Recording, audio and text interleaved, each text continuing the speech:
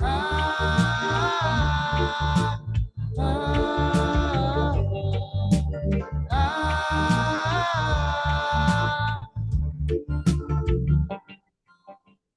Shalom, shalom, Mishpachah, shalom. Can I be heard tonight? Let me know if you can see me clear. If there's any types of drags in the system, can y'all hear me loud and clear? Okay, good, good, good. Shalom, Rebbe. Hey, shalom, Moshe, brother Moshe. How are you? Can you see me also? Yeah, I can see you. Can everyone see me? Yeah, I can see you. Can y'all see? Can y'all see me? Okay, good. Because I don't know. All right, all right, all right, all right. Shalom, Elder. Shalom, shalom, family. Shalom, brother O'Shea, brother Yona. Shalom. All right. Great. It's good that y'all can see me. With these new systems, keep updating all the time. Yeah, that could be an issue.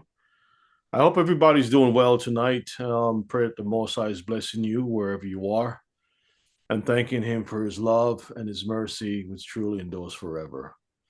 And tonight we are continuing our topic for discussion, which is child support part 2, and hopefully we can be able to glean some more things. I hope that you all enjoy the last one that was done, including the Shabbat class that was brought out. I hope everyone learned something and was able to apply that to your life. So again, shalom to the worldwide house of Israel.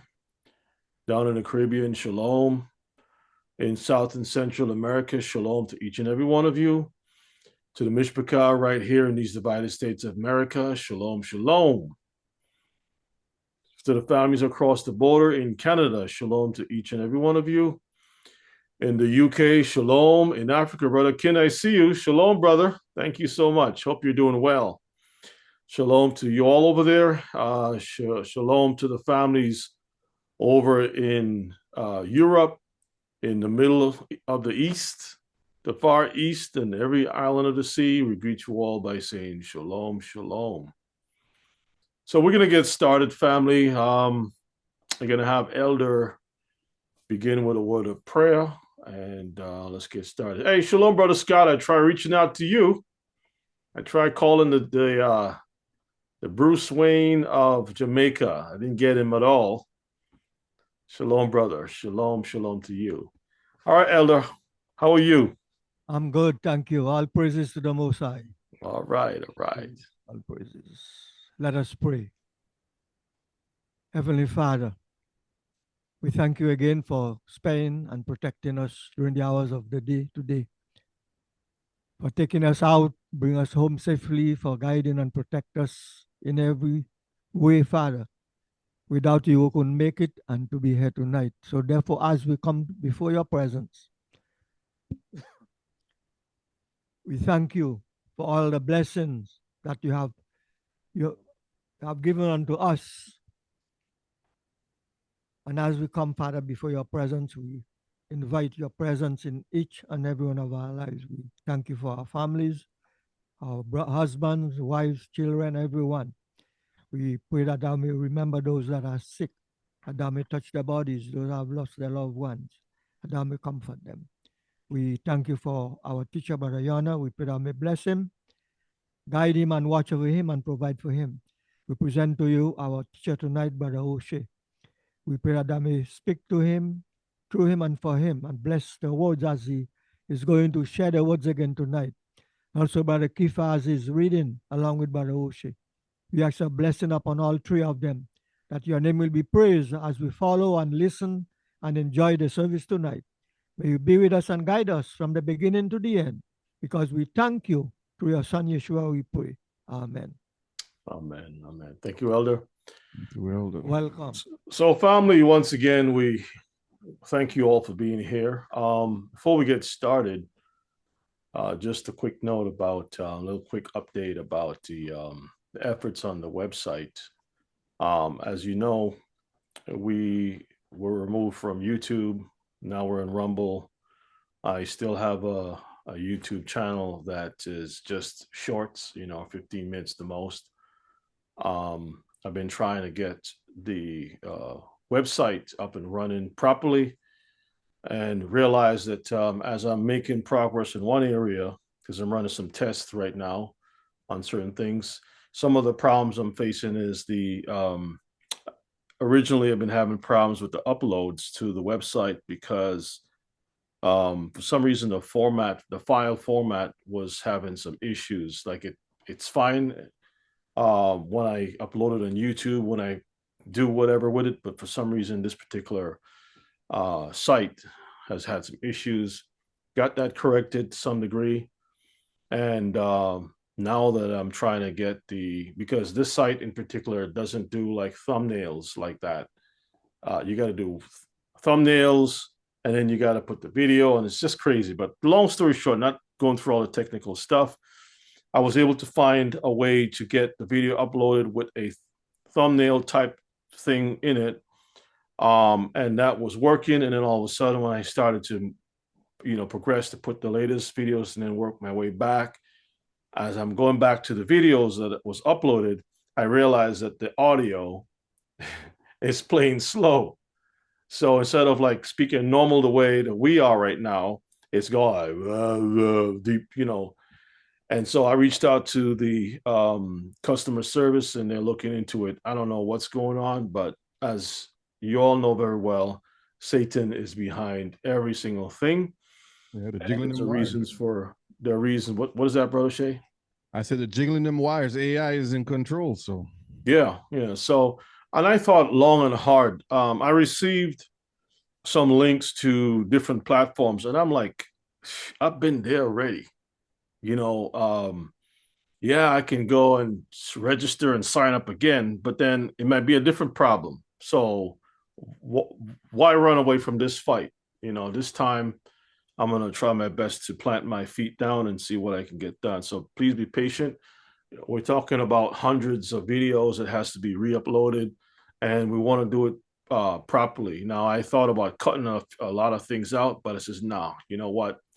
Let the spirit that was there at that time be manifest during that time. Just keep it just the way it was and get things going. So that's some of the challenges, family, that I'm facing. But nevertheless, I'm still on this thing, trying to get it done for the sake of the kingdom. So just be patient, and once everything's up and running, you'll have access to all the videos and to download and so forth and such like. Okay, but it's been worked on. It's been worked on. So getting back to tonight's topic, child support.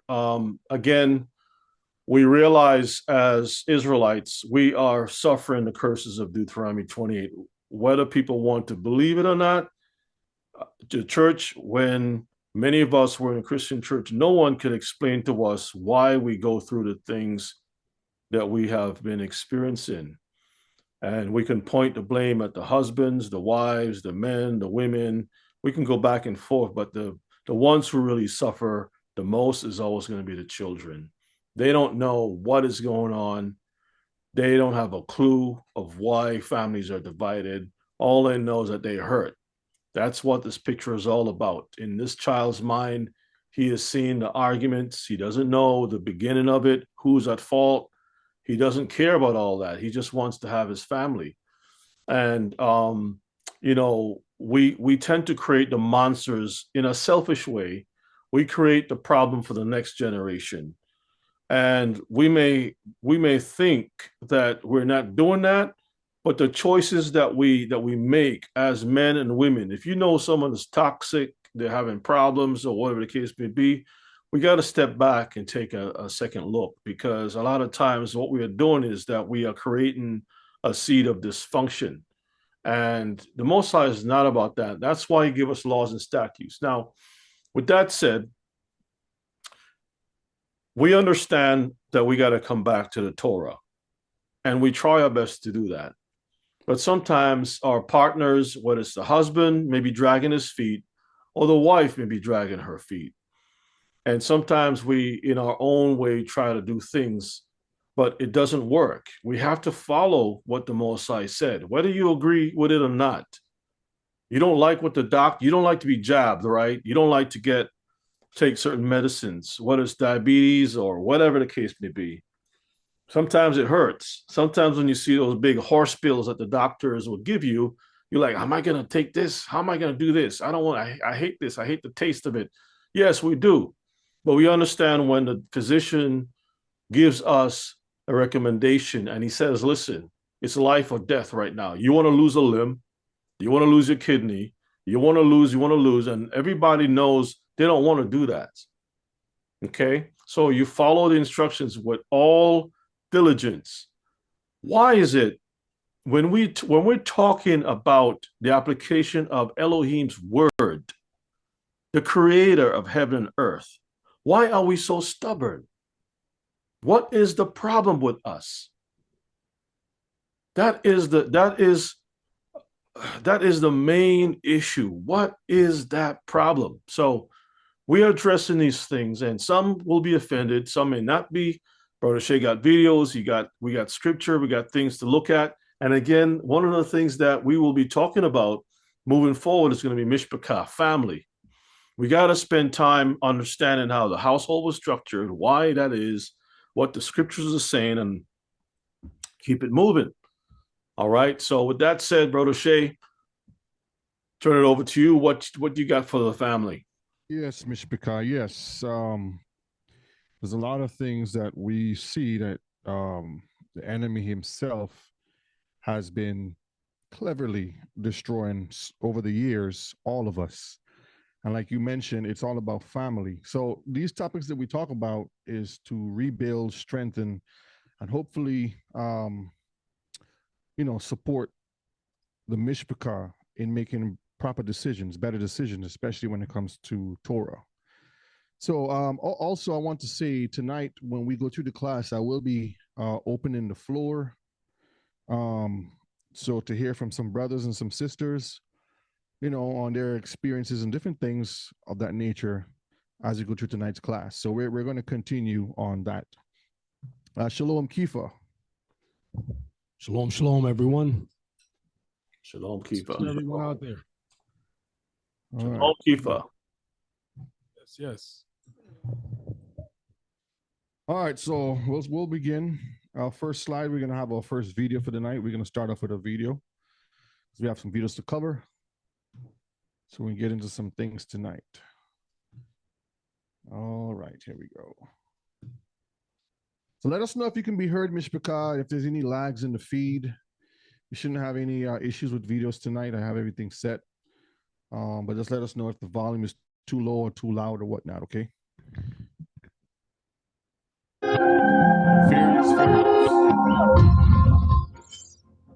Just hearing the words child support sparks an emotional response in just about anyone.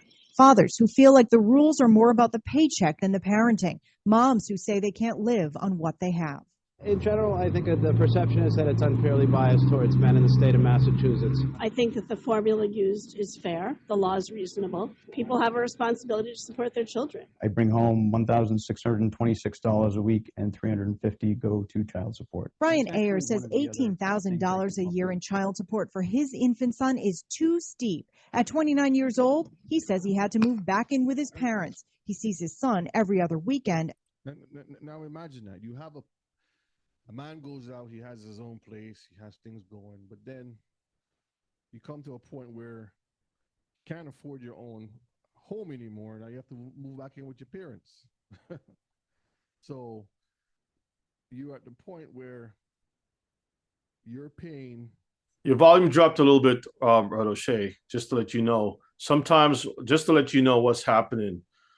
When you play the video, Zoom is kind of funny, and I think there have to be some adjustments. But when you play a video, it takes all the audio, and then when you start to speak, the volume it just drops. Okay, so maybe you got to look at the automatic. Let me see. Can y'all hear me now, or is it still low? It's better now. Okay, so I guess I'll wait for Is yours set to automatically adjust the microphone volume? Let's see. Yeah, hopefully, volume set. Nope. Let me see. Doesn't give me. It does not let me have that option. Let's see. It's on the microphone, just right after microphone. Yeah, it's there. I see it, but it's not allowing me to highlight it. Okay, that doesn't make any sense. All right, just continue because we can hear you now.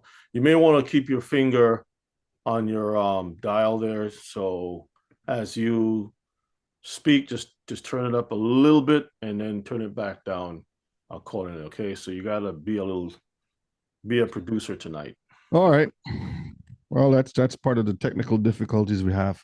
But I was saying, Mishpaka, that imagine a person goes out, gets his own home, take care of his family, and he's to a point where now he has to move back in with his own parents because he's trying to take care of his children. It's just screwed up how the system is all messed up, and people are having a hard time already. Buying groceries, paying their bills, taking care of the basic needs, to have another problem added onto it. And a couple of nights a week. When I have my son, I still need to provide clothing for him. I still need to provide a crib. I need to provide food, diapers, whatever his necessities are when he's with his mother. I went back to live with my parents. I had to, from a cost standpoint, until I could afford to live in a decent place. And then you feel kind of like a second-class citizen because your kids are coming to a small place after being at mom's nice house. And John Gagnon has been paying alimony and writing out child support checks for 11 years. He now pays $2,700 a month for his teenage daughter. He says she stays with him nearly half the time, and his 19-year-old son lived with him full-time before going off to college this fall.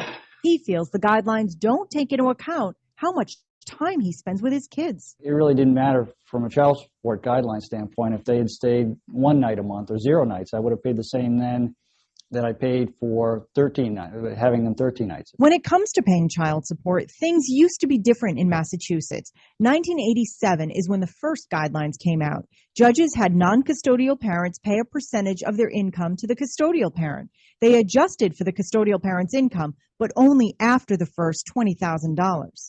In 2009, that all changed when a 12-member task force overhauled the state's child support guidelines. Then that task force traveled the state to educate judges. Now, using a worksheet, incomes from both parents are added together and worked into a formula. Judges also weigh how many children are involved and required expenses. In Massachusetts, that means mandated health insurance, child care, and housing costs. The guidelines also called for changing language. You won't hear the words custody or visitation any longer. Instead, it's parenting time.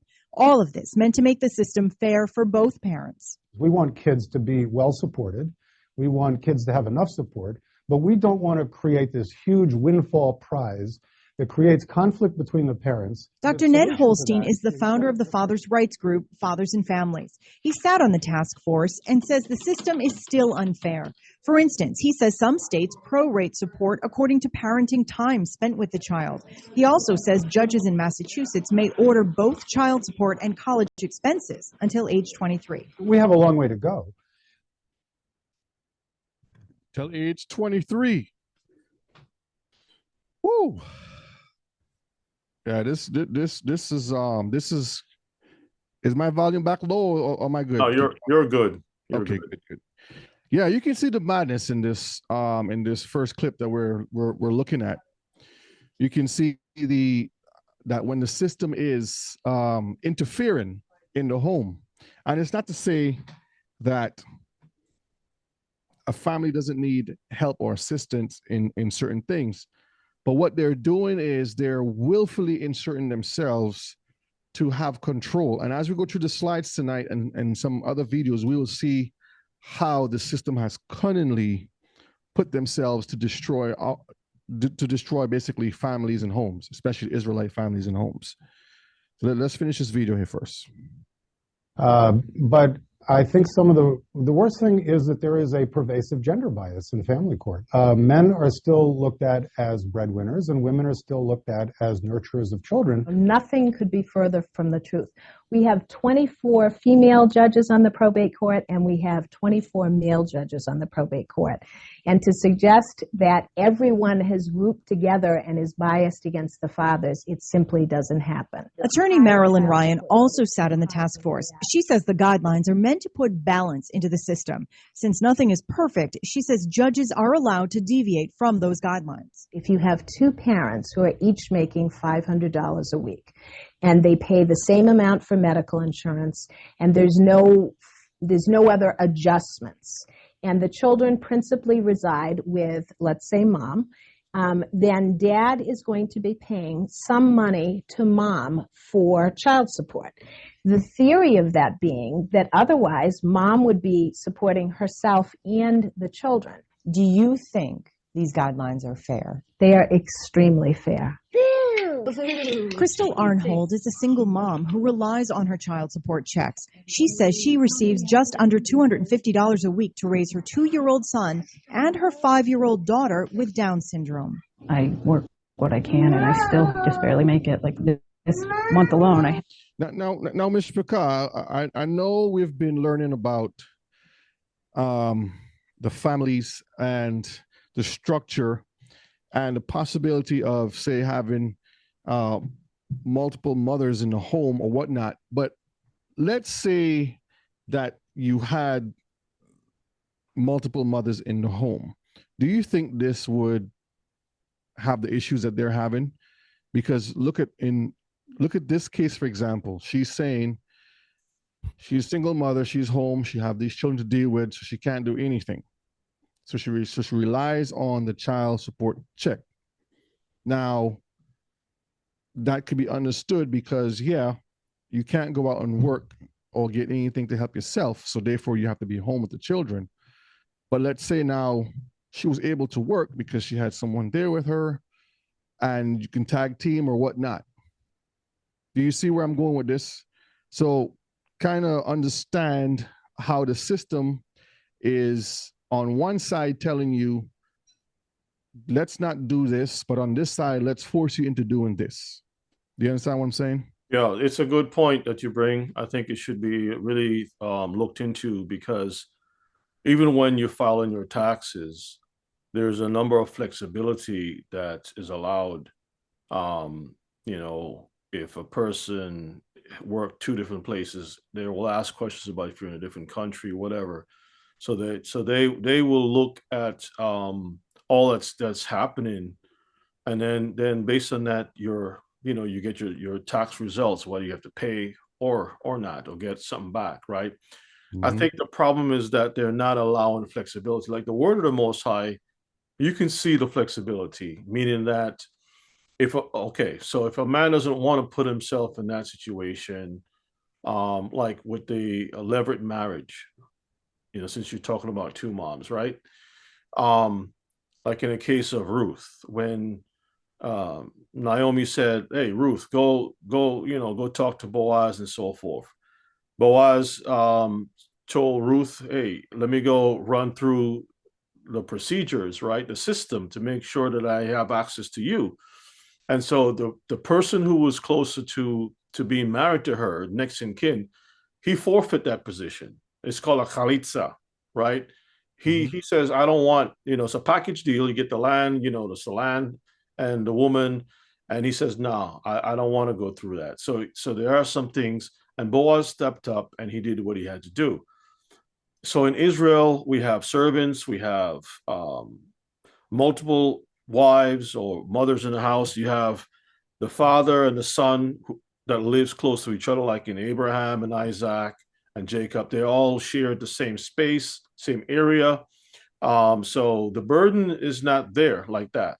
This world that we have right now forces people in these positions, and they don't have too much flexibility. So the ancient way of doing things was strong.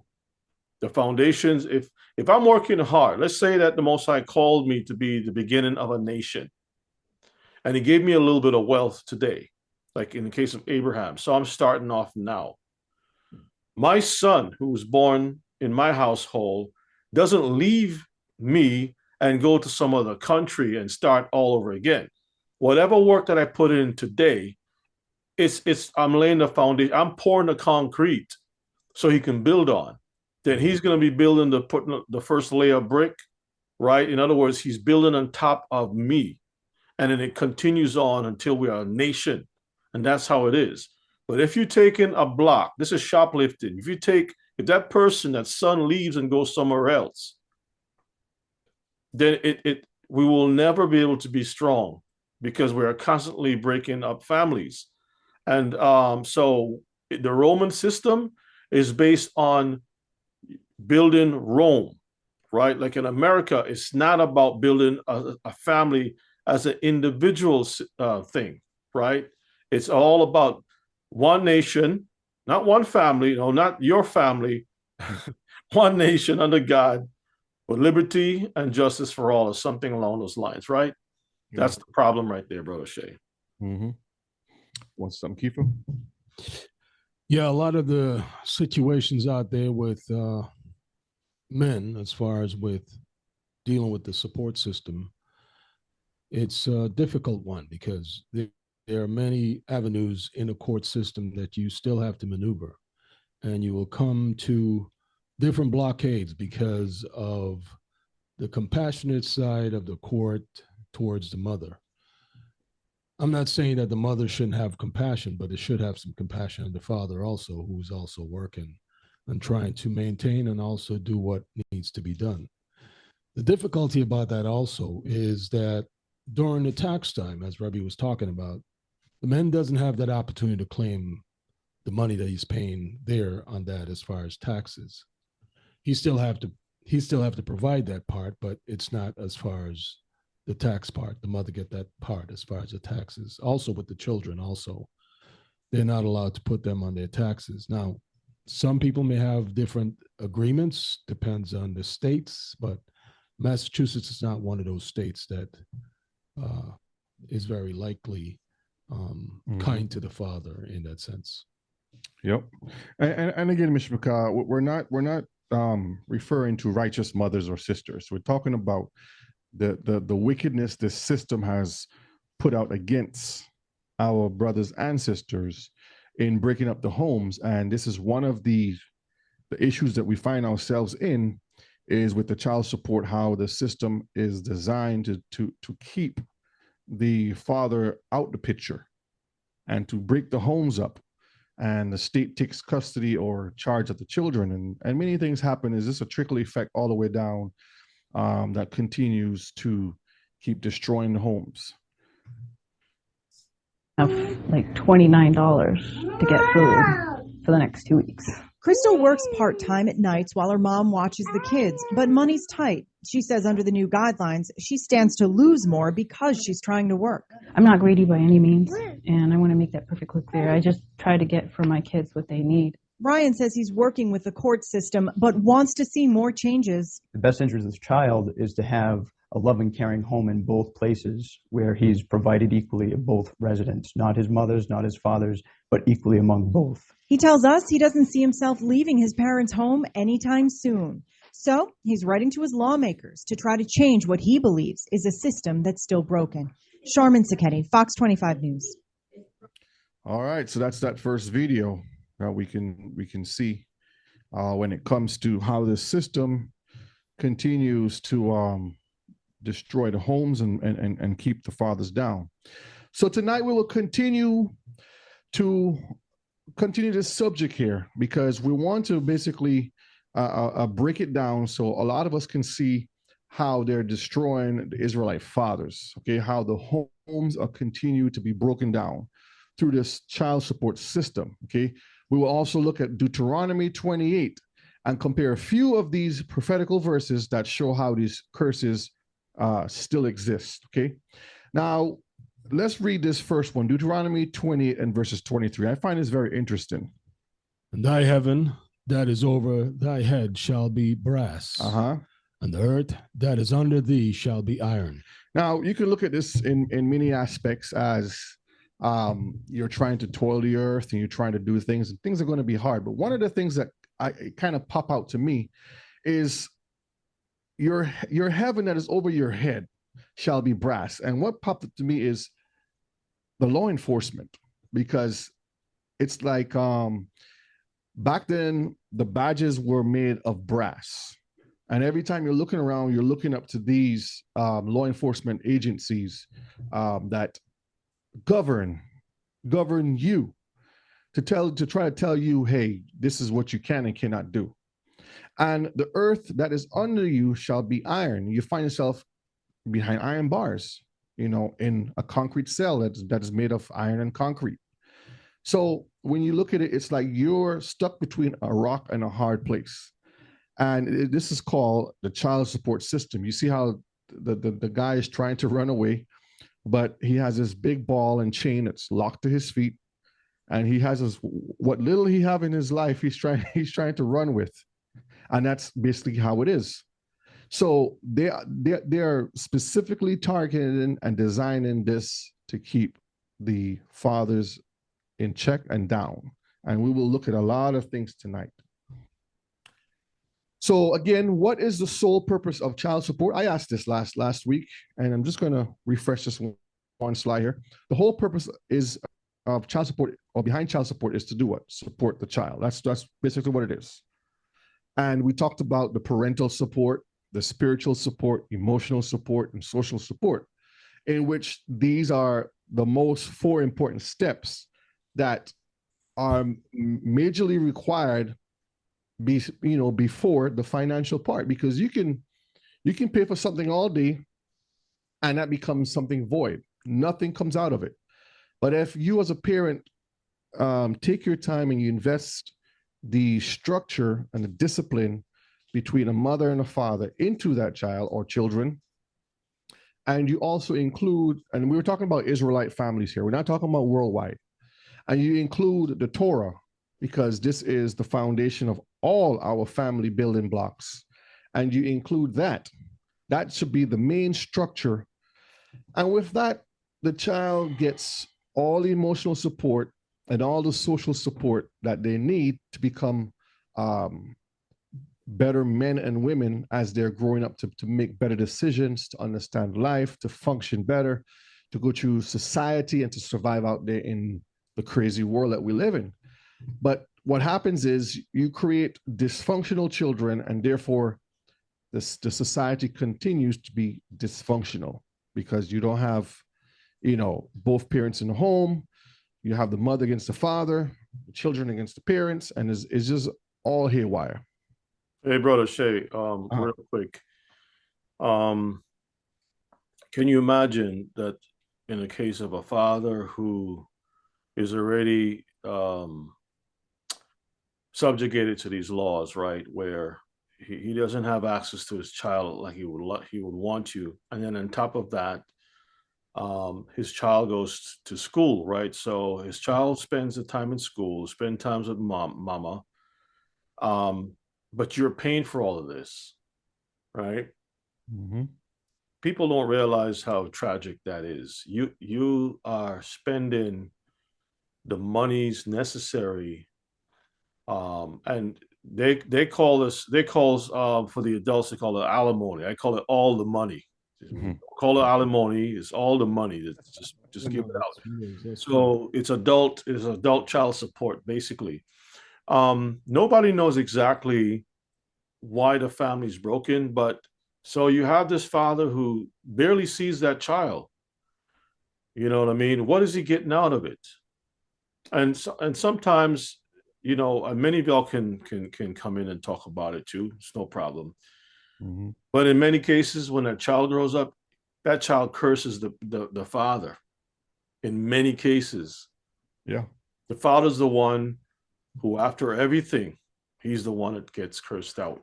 Now, it does happen to sometimes both parents. It depends on the situation, but that's and I'm telling you this from a vantage point of working with the child support section of payroll for many years, and seeing who has to pay, and a lot of most of the people are Israelites. Yeah, most of them are Israelites. And that's what I'm trying to help everyone to understand, that the system is rigged against the children of Israel. the numbers add up against us. And again, we're looking at the unrighteousness that's been happening for years, generations, and not understanding that this whole thing is geared towards us for one reason. And we're going to find out what our reason is tonight. Arkifa, read that for me. Child support. Child support or child maintenance is an ongoing periodic payment. See, so they're telling you it's an ongoing periodic payment. So even though they try to put the word periodic there to say at times, but it's always ongoing. It's like there is no end in sight. It's like you're like, man, even if the child dies, you still pay. And that is very sickening still. Continue. Made by a parent for the financial benefit of a child, state or parent, caregiver, guardian, following the end of a marriage or other similar relationship. Child maintenance is paid directly or indirectly by an obligator to an obligatee for the care and support of children of a relationship that has been terminated or in some cases never existed. Often, the obligor is a non-custodial parent. The obligee is typically a custodial parent, a caregiver, or a guardian. Mm-hmm. See, so they're basically pointing out to tell you that this stuff is a continued stuff until you pay everything off, or if the child, is deceased, and to some degree. All right, Deuteronomy 28 verses 16 and verse 17. Cursed shalt thou be in the city, and cursed shalt thou be in the field. So no matter where you go, Mishpachah, if you live anywhere in this world, I'm talking America, I'm talking about worldwide, global, every landmass that you find yourself on, an Israelite, as long as you are of the seed of Israel and you're not keeping the commandments, the Most High says, cursed you will be in the city and cursed you will be in the field. And that's both on whatever levels, big jobs, companies, small jobs, poor, rich, bond, free, doesn't matter. Verse 17. Cursed shall be thy basket and thy store. So no matter what, if you try to own a little something, every time you make some type of income, that income goes. It's just all you're doing is just becoming a person that's participating in the transfer. The money comes, you take it, you just give it to the next person, and that's all you're doing. It's just going from left. It's like a belt, conveyor. A conveyor belt, and all you're doing is just you work 40, 50, 60, 70, 80 hours. And the money come like this, and you just pass it on. Transfer station. Transfer. Most of our men are. This is why a lot of them ends up in jail for either not paying or for just breaking down and fighting and doing something that is not fitting, right? It's like we are the males are targets as when heading to school, right? As an early age, we are targets as enemy to society. When we get into a relationship, we end up having problems, as the scripture says, we're a menace to society, right? That time. Mm-hmm. And then because of circumstances, it's like we remain in that state, right? And this is a very sad thing. I have a question. I don't know if any a brethren can answer this, that who lives like overseas. Forget about England, because I know England is no different from here when it comes to some of these issues. But what about some places like in Africa? Is there the same kind of issue with fathers being forced without any type of leeway, any type of balance, I would say, in his favor? I want to hear from some of the brothers and sisters too, but I'm going to cover that in another slide too. But just to answer the question, as long as you are in a system or connected to some sort of government system, they will definitely ding you. So I'll answer it in that way. But let me hear from any brothers or sisters. If you want to say anything, just raise your hand in the chat. Rebbe will bring you in. So just raise your hand and we can bring you in. Yeah, because we don't want the conversation to always seem like we're here in America, right? So these things are affecting us here, but we don't know to what extent it may be happening to your neck of the woods, right? So we got a hand raised, Brother Shea. Yeah, I see. Okay, let me get Brother Gerald here. So again, as long as you're connected to the system, yes. But a lot of times in certain foreign countries, whoever's not attached to the system there, they have a little leeway of being under the radar. But as anytime you're connected to that government system, they're going to find you. All right, Brother Gerald, you can unmute your mic and Hello, Brother Gerald. Hey, shalom, Rebbe, shalom, Brother O'Shea. Shalom. Yes, sir. I mean, this particular topic, it hits near and dear to me. For the simple fact, I had my first child at 17, my second one at 18, and my third one at 19.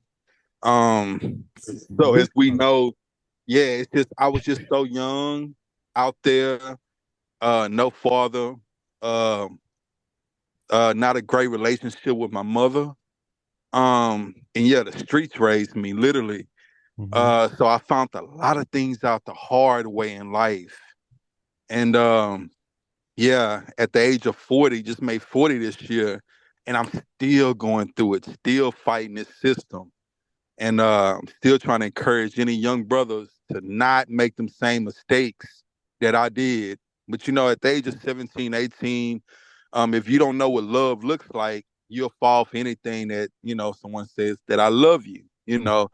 And so I just made bad decisions. But the story that I wanted to share was just how the system was I had got hurt 2 years ago, driving 18 wheelers. I was over the road and I was in Carlisle, Pennsylvania, and I was happening to get down off my rig to get at a diesel pump, and I missed the last step.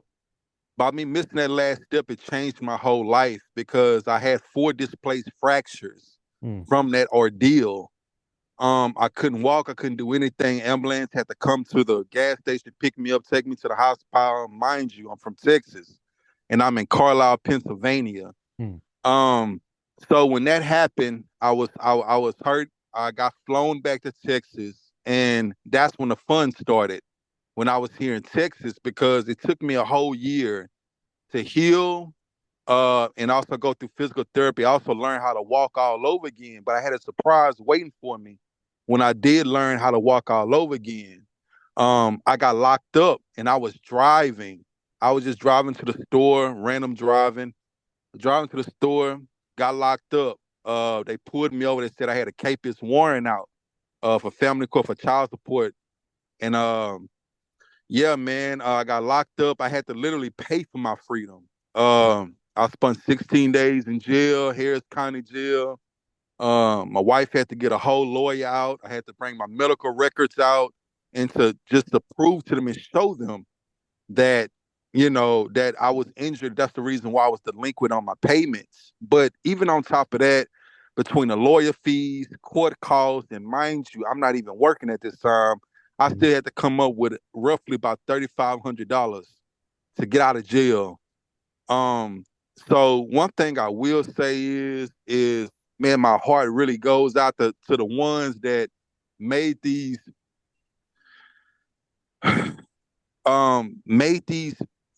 bad decisions. And of course every child is a blessing. But when you're ignorant at the age of 17 and 18 and you don't know what you're doing, you know, you don't really know what you're setting yourself up for.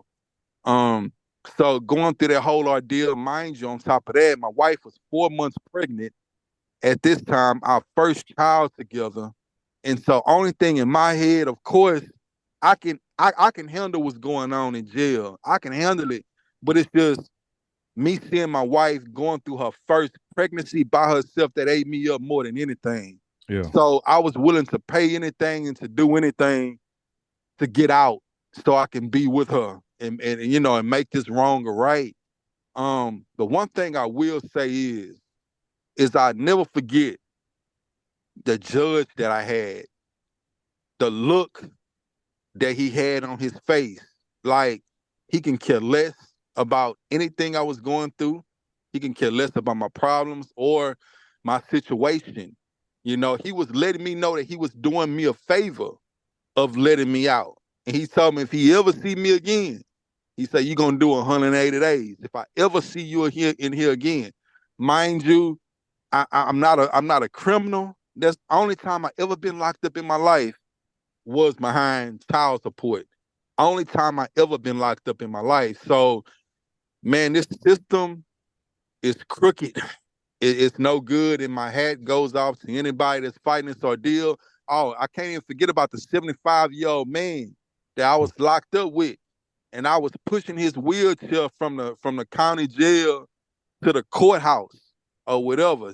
Man can't even walk. Man was in there crying, telling him, man, these youngsters is still in my commissary. They beat me up and everything. The baby mama came and said that he living good. He got a fence built around his house, and she want more child support. When I tell you, when that judge sent him right back to jail after him being in there 3 months already, and he sent him right back to jail, I knew that, yeah, it's no rules to this game, you know, and it's a dirty, dirty, dirty game, and it keeps a lot of people under.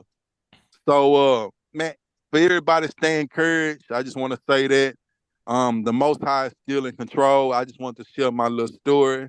But yes, sir, thank you. I appreciate it. Brother Gerald, before you go, brother, you know, last week, Brother Shade played some video showing how they can track you from your phone. They can tell, you know, pretty much what's going on with you so they can get that money, right? Yes, yes. The system, right? So how come they couldn't track your information that you were injured, right? So that they can have balance to see that this guy was injured and this is the reasons why things went sideways. How come they couldn't pull that information? And my answer to that is because they don't want an excuse. They want the money regardless. It's a hostage. This is and the mere fact that you had to pay the money is trying to buy yourself out of slavery. That's what it is. Because remember, brothers and sisters, right? The prison system is a slave system, right? Industrial slavery. Everybody knows this, right? It's designed specifically to make money. You got private people who have invested, they control, they look forward to the numbers. They need that.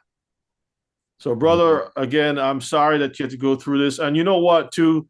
I must say this about your wife. A lot of times, if you don't have a good woman on your side, she would look at you like it's your fault, right? Why are you doing this to me? It's your fault. If you didn't do this, and so she might even walk away. And then now you have another on top of that of your past, right? Yes. But if you have a good woman, she will say like, no, I know who I have, right?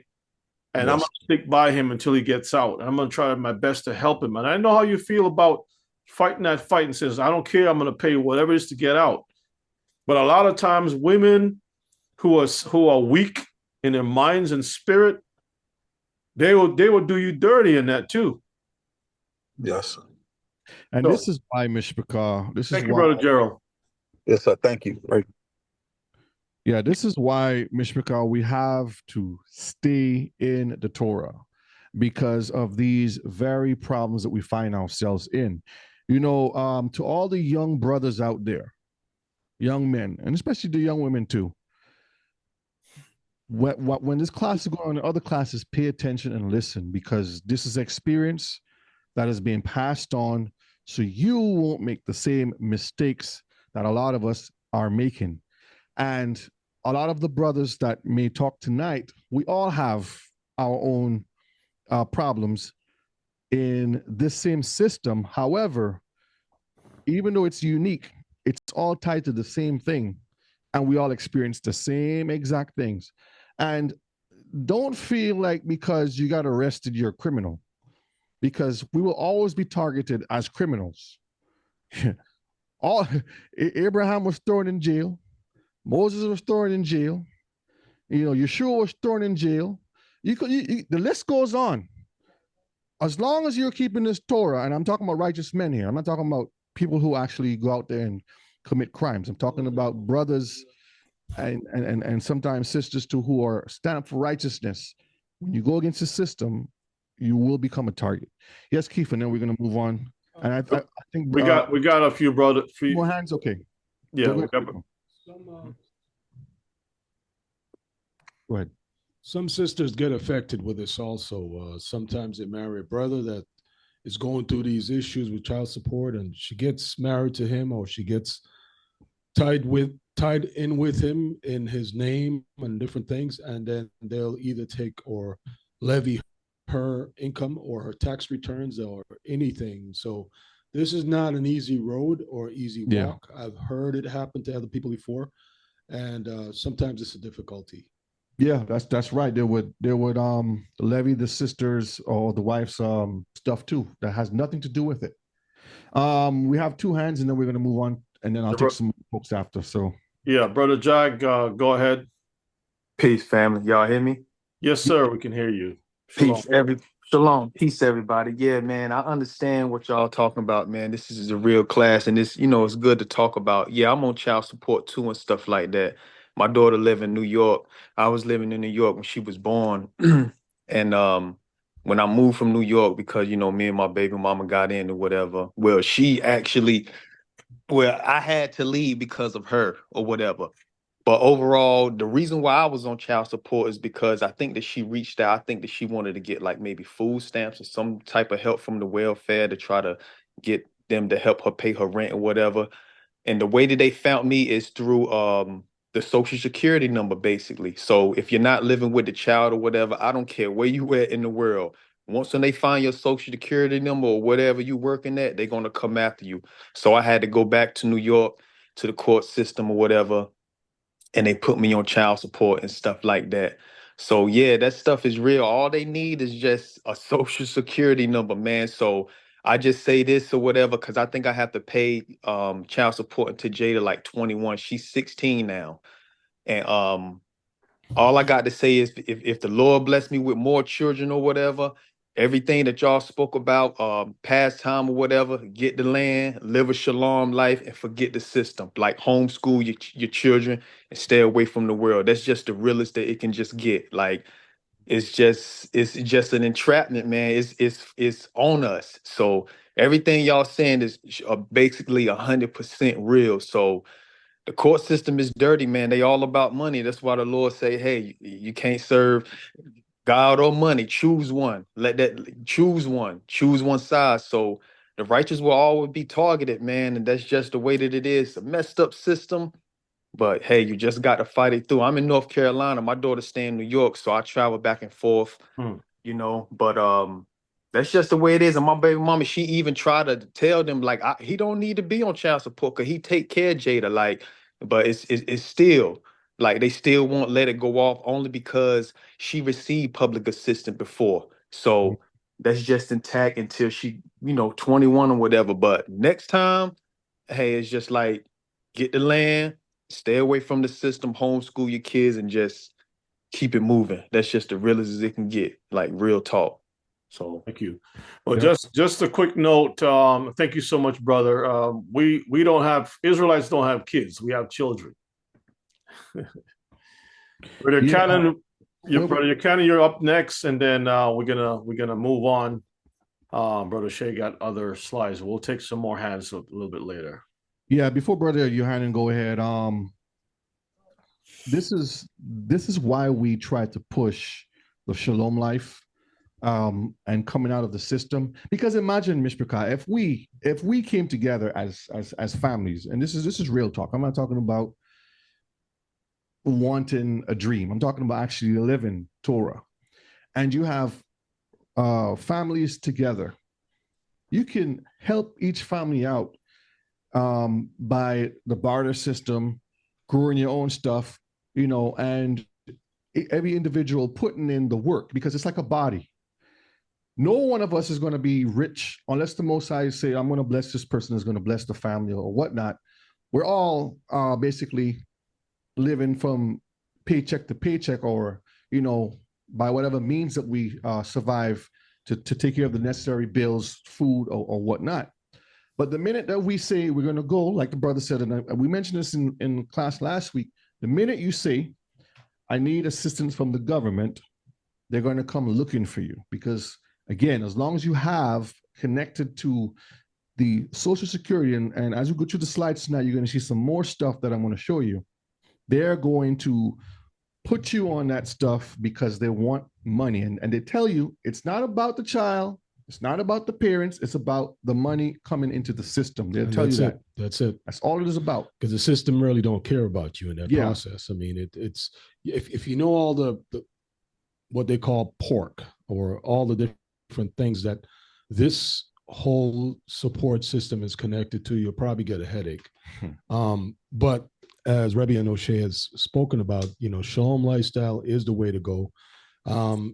Especially with these trying times we have, not knowing when the next pandemic is going to happen, or whatever, or when the next blackout is going to happen, or when the next food shortage is going to happen, or whatever is going on in New Jersey and New York. When you're living in these cities, you're tied into a lot more headaches than you are when you're into the lifestyle that is told by the Torah, by the Most High, for us to follow. And real quick, Brother Yohanan, before you come on, it may seem hard, Mishpachah, to make the necessary moves, but when you start to put your foot down and say, Most High, this is what I would like to do, this is what I want to serve you in righteousness, help me get to this point, he's going to start opening doors. The problem is, a lot of us, the doors that are open, we don't like those doors. We want to do other things according to our time. So we have to be patient with the Most High, and we have to understand that he's going to make a way for us to get to the point where we can serve him, and he can seal us and protect us from the wickedness that's out there. All right, but Brother Yohanan, talk to us. Shalom, family. Shalom. Shalom. My situation was the woman that I had my oldest child with. We dated for a very, very short time. I say, well, at the most 3 months, and we didn't mess around very much either. So when I found out about him, he was like almost 2 years old, and I hadn't talked to her in about 2 years. So I got a phone call at my job, and they were like, "Hey, Mrs. Such and Such is calling about your son," and I'm like joking around. I'm like, I don't have any kids. Well, anyway, I found out he was my kid. Excuse me, he was my child. Sorry, and so we went down for child support, and she had another child. She had another man's name on a birth certificate. They didn't take it into account. I mean, it just went in, and it was like I was a criminal, and I had been trying to run away from the situation, but that wasn't the case. She told another man it was his, and so eventually got put on child support. And I think the main issue that I had is, excuse me, is she and I had messed around for such a short amount of time. We really didn't know one another. And so I had married and had other kids, and the child support wouldn't take that into account. It was like, to be damned, the other kids, we're going to, child support shouldn't be coming after you, brother, because, children and kids are two different things. So. Right. I got you. But what I'm saying is, they were going to get the money for the child, regardless of me having any other children. And so eventually I wound up when I found out what to do, is I wound up getting full custody of him from from the middle of his 6th grade year until he graduated high school. And the mother took me through hell, but eventually, we had the child support stopped, but I still had to pay an arrears when I had lost the job for a little while. But the difficult part was, early on, and even most of the time, I couldn't get help, no matter what the situation was. I was always looked at as a criminal and couldn't get any help. So all I'll say is all blessings that, the situation changed and I was able to get custody. So I always told people, if you're going through a situation like that, try to get as much parenting time as possible. Yep. So that's what helped me get through the situation. Thank you for listening to me. Amen, brother. Amen. Hang in there, man. Remember, anytime you got these problems, read Psalm 64, verse 2. All right, so look at this picture, Mr. Carr. Let's look at this clip here. You all remember this right here? This is when they put it into law that it will be tracked. You will be tracked because of this. Every time you say, I need help, let me get some medical care, or let me get some food stamps, EBT if you want to call it that, or let me get some housing assistance. This gentleman right here that's signing this paperwork here with our sisters around, if you notice, right? They have no other nationality around it. This lady back here actually works for them. But they show our people because they know that we are the target. Okay? Now let's look at this second video here. Minimize that a minute. And this continues from last week's video here. This is the second part to it. All right. This is what this gentleman has to say. He's going to continue. We then talked about a second competing method for studying the costs of raising children called the income equivalence, or IE method. The IE method is used by a private consulting firm that advises many of the states regarding child support levels. They measure the welfare of the household in terms of the proportion spent on alternatively food or adult clothing. And then it tries to ask whether or not in the presence of the child, you spent less on adult clothing or food than you did otherwise. Sound complicated? Well, that's because it is. Let us try to explain the convoluted approach taken by the IE method. The IE method assumes that fewer dollars are spent on adult food and adult clothing so that money could be made available for the needs of the children. The method then assumes that a similar shifting of expenses will occur in other cost categories as well, such as for transportation and housing costs. But the IE method does not measure those shifting expenses directly. Instead, it makes the questionable assumption that parents will give up the same proportion or percentage of their income in other expense categories as they did for adult food and clothing. So it multiplies that same percentage times the family's other expenses to compute a synthetic amount. It then assumes that a custodial parent would need this synthetic amount in order to raise children under a lifestyle that also affords that custodial parent all the things they enjoyed prior to having children. They're trying to assign a value to keeping the old lifestyle, even though you're living with a child and you don't follow the old lifestyle. You may not even want the old lifestyle. And you lifestyle. may not even want, that's exactly right. You may not even want the old lifestyle, but that's not taken into account in these other methods. It's a bizarre. You see, Mr. Prakash? So they're telling you they don't care. All they want is their money. So if we learn anything tonight, we know they are all about the money. It has nothing to do with the welfare of the child or how the parents are, making it from day to day. It's all about filling a quota. This is what we put out. We want that back. Approach. Real quick. Sorry. Uh-huh. This is why it's important for us to really analyze ourselves before going into a relationship, because this seems like if you were a player before, if you had a certain lavish lifestyle, that history is going to take it into account to determine your future, basically, right? Mm-hmm. Your financial past is going to determine your future financial future. So if you diminish in your income, and that's what the guys are trying to say, because now whatever you did in the past, you kind of sacrifice that so you can be able to pour that into your child. But now the government is saying, okay, we saw you left the past behind, but since you were able to do that back then, we're going to add that your past. It's that same type of accounting that I had to experience when I was learning that thing, that extra ledger, right? That extra passage there that ledger is supposed to be added into this other line over here, and so it just doesn't make any sense, but it is what it is.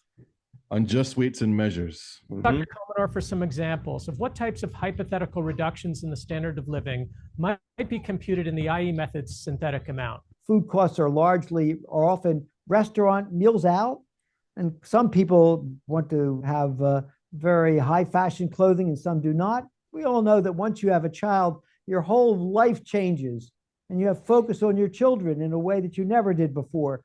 But the methodology used in this IE method ignores that reality.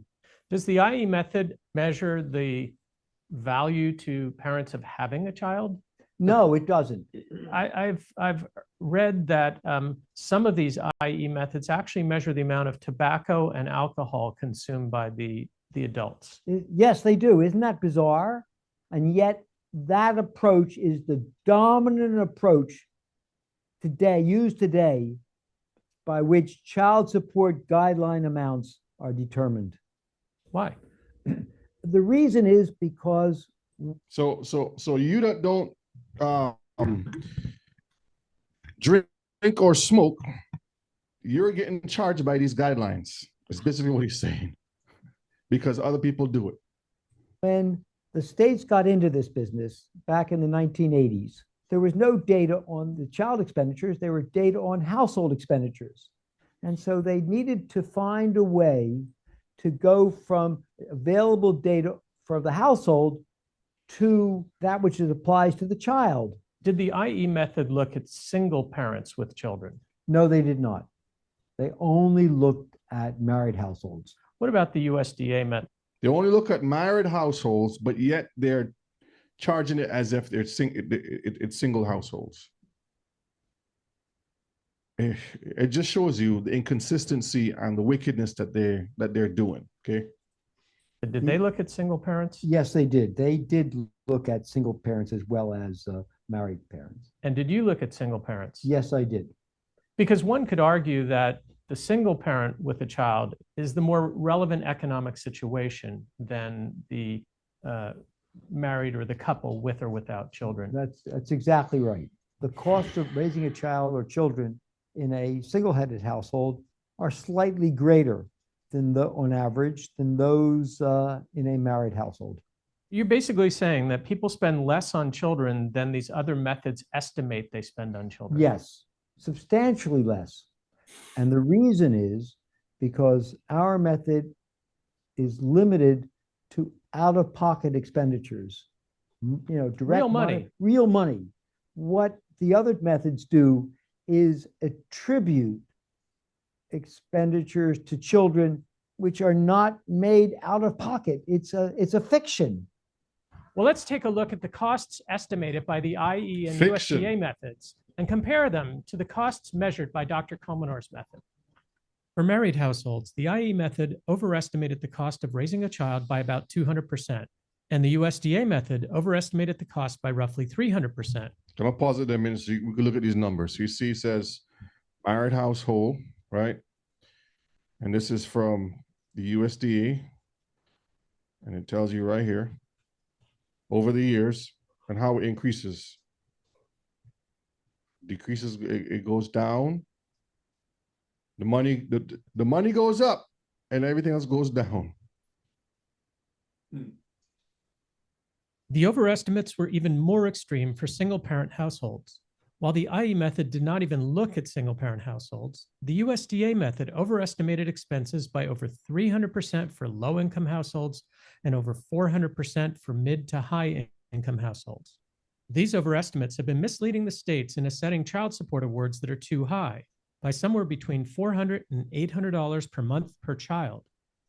Over the course of a child's dependency, that could amount to nearly $100,000 per child of unsupported costs for low-income families and nearly $200,000 per child of unsupported costs for middle-income families. This begs the question of whether the $120 billion of unpaid child support in the United States today is due to parents' unwillingness to make child support payments, or are the amounts so high that they cannot afford to make them? Essentially, there's a profit in being a custodial parent.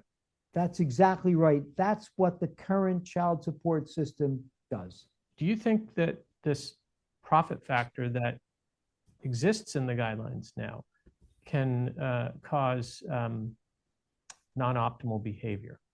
For the child support system to work effectively, it must have the agreement of both parents, not only the recipient, but the payer. And the payers recognize that the amount of money that they're obligated to pay exceeds the actual expenditures on the child. They know that. They live it. And so what the payers are funding is not merely the cost of raising their children, but also a financial asset which benefits the recipient. And of course, that creates discord between the parents. The payer objects, and the recipient feels entitled to it, which would not be true if the child support award amounts truly reflected the out-of-pocket costs of raising children. And is there a venue where this discord gets played out? In the courts, in divorce courts. This is one of the most contentious areas of family law. Can you pause for a second? I want to read what Brother Xavier posted. I like that. This is Isaiah 52:3. He says, "For thus saith Yahweh, you have sold yourselves for naught, and you shall be redeemed without money." And basically, you know, this is. I've been looking at the stick figures that they've been using, the cartoons, and the different people that represent the disparity with child support. And if you notice, they don't show the true reflection of who's affected, right? They don't show our people. Nope. You know, they don't show our people being incarcerated. They don't show all that stuff. That's the sad part. And this is why, if anything should really make a difference, brethren, and there's not a whole lot of us, usually on a Friday Night Live, usually on Shabbat, we have twice, 3 times the amount of people. But the thing is that the message got to go out. The Torah is essential for the family structure. If we don't have the Torah, we don't have a family. It's run by the government. It's run, your ideology, that's government. Church is government, right? There's only one way to keeping the family sound, and that's a Torah. Because it puts the spirit of the Most High, puts sympathy, empathy, compassion, mercy, grace. All these things are factored in, because you have to love your neighbors yourself. If a man mistreats his wife, there are consequences for that, right? If a woman mistreats her husband, there are consequences for that. The Most High has a system in place that's perfect. And this is why, Mishpachah, I can't wait for the kingdom to come. This thing got to stop. Yep. All right, let's look at our second video over here for this section here. Again, fair use, fair use. This one here is 6 minutes. Okay. This is the gentleman that we played last week. He was being interviewed by that lady. Now he's just going to talk about some things on his own podcast. If you're a guy and, you know, you end up in the child support system, the amount that you pay to the first mother, if you have kids with more women, since if your income is the same, when the child support comes after you for the other kids, it's going to modify the first order to a lesser amount. So all the moms, with every mom that's added, the child support amounts for each individual kid just goes down and down and down. You're still paying a large amount of your paycheck, but it just ends up being a smaller amount for all the moms. So let's say that you have to pay, let's say the child's lifespan, you have to pay $100,000, for example, and you was paying, say, $100 for this first child. Then you have a second child. They take that payment, they cut it down. You pay $50 for the first and $50 for the second. But that $100,000 that you're supposed to pay, you still have to pay. So that's going to add on more in the back end for you. Basically, is how they're doing it. So they're creating more of a problem for you, one. And then two, they're creating more issues between you and the The Yes. mother, because now the mother's gonna like, well, I ain't getting what I used to get because this other child coming in, and you're going back and forth. So they know what they're doing. Comes around. It really reminds me of this kind of infamous case we had in the child support agency I used to work at. And I became a trainer, you know, and there was this case that was so infamous that we'd had to show it to all the new hires. Basically, it was one guy, and he had like 15 separate cases. So there was like 15 separate women that this guy got pregnant. And he owed, like, he had so many different child support orders for all these kids, but all of the amounts were like $60, $50, $40, $114. And the reason was because he just had like a normal job, you know. So the courts have to figure out, how do we divvy up this normal salary amongst, it was more than 15 kids, because some of the ladies he had more than one child with. And it just ends up getting split like that. Now, that being said, it's not like, it's no kind of answer, because you're still screwed by the system. I mean, this guy owed so much back pay. There was no way he can pay all this. But I used to call it going nuclear. You know, it's like if a guy was mad at the system or something, you can kind of try to outdo the system by then being like, oh, yeah, well, I'm just going to have a bunch of kids then. Come deal with that. What's funny is that every time like this case got sent to court, so every time there's like a new order added, the other like 14 cases had to get modified. So sometimes all the moms would have to show up to court together because they would try to schedule that case on the same day. Just imagine war. That's war. Just imagine that. Not so in Israel. Not so in Israel, brother Shane. Not so in Israel. In ancient times, you don't have that kind of system. You know what I mean? You don't have that kind of system. So what do you do? What do you do when you have a bunch of sheep that has to be fed? I mean, there's a big pasture, green grass everywhere. There's water. You don't take the river and modify it so you can, you know, if it's under your umbrella, everything is taken care of. Everyone is taken care of. But these court systems, they're trying to play God. Yep. Well, let's continue. So they can just get it figured all out at once. And I remember some of my coworkers, like, they even had to go across the street to the courthouse because they're like, we got to see what this guy looks like. And they're women, of course, you know. So I asked them, I was like, what do he look like? And they're just like, oh, he wasn't special. They're just super hating on the guy. It's this guy, and he's like, I have this many kids with this many baby mamas, and I only pay like $300 a month. What coach is trying to figure out is, well, why is it so low? And the reason is because if child support sees you have real income, they have to use it. They can't like artificially put up the number if you have real income. If you don't have income, then what they can do is assign full-time minimum wage to you. And, you know, even if it's full-time minimum wage, then they have to divvy it up between the cases. But I'd see a lot of guys who are like small business owners. And, you know, I saw one guy, he owned a liquor store, and all he had was one blurb in the system of self-employment income for the past year. And it said for the whole year from owning this liquor store is only $12,000. So that child support amount came to like, I think it was like $160 a month or something. That guy, you know, he never talked to us. He was smart. And this guy clearly is in the same situation because he just probably has like a little bit of money that's shown, and then the courts are forced to use that. Typically, that's what the guideline. So if you look at how the child support allots, like if there's multiple kids, the oldest kid gets the smallest amount, and the youngest kid typically gets like the bigger chunk. It's funny because now does that make sense? Because the younger child gets more money and the older child gets less money. Now, what does the younger child need more than the older child? Disposable items like diapers, a lot of just basically infant meal. They're basing it upon how the welfare WIC system operates, where most mothers don't breastfeed their child. With this modern age today, everything is disposable. You don't wash the child behind. You go get wipes. You wipe. Everything is wipe. And all of these things is basically a trip to Walmart or to CVS or some place to get items. Seneca says, and they expect all the children to be in the school Yep. system. At Yeah. daycare. Yep.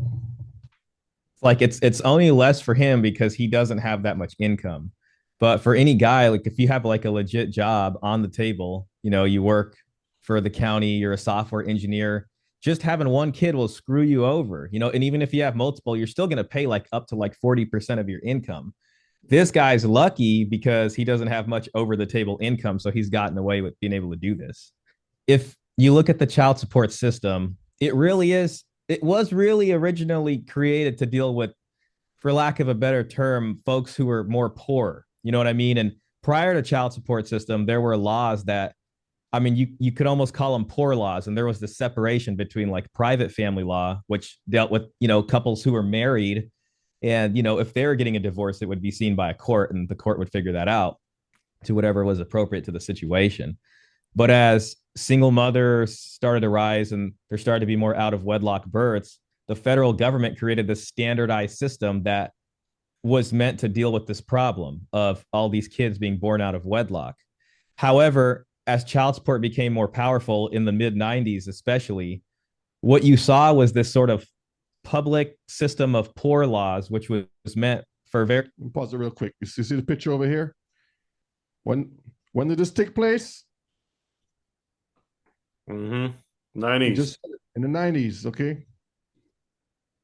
Specific situations become so big that it encroaches on the middle class, on the upper class. And so now if you're a celebrity and you go to court, all her lawyer has to do, or his lawyer, if you're a Britney Spears, right, is say, well, we just want guideline support. And when they say guideline support, they just mean we want what the federal government, you know, their system, instead of those two agreeing to something that's going to work. You know what I mean? So this federal public system has made it so men who are more wealthier and work harder in society are in fact punished way harder by the system, because the system was never designed to deal with them, but it now applies to them.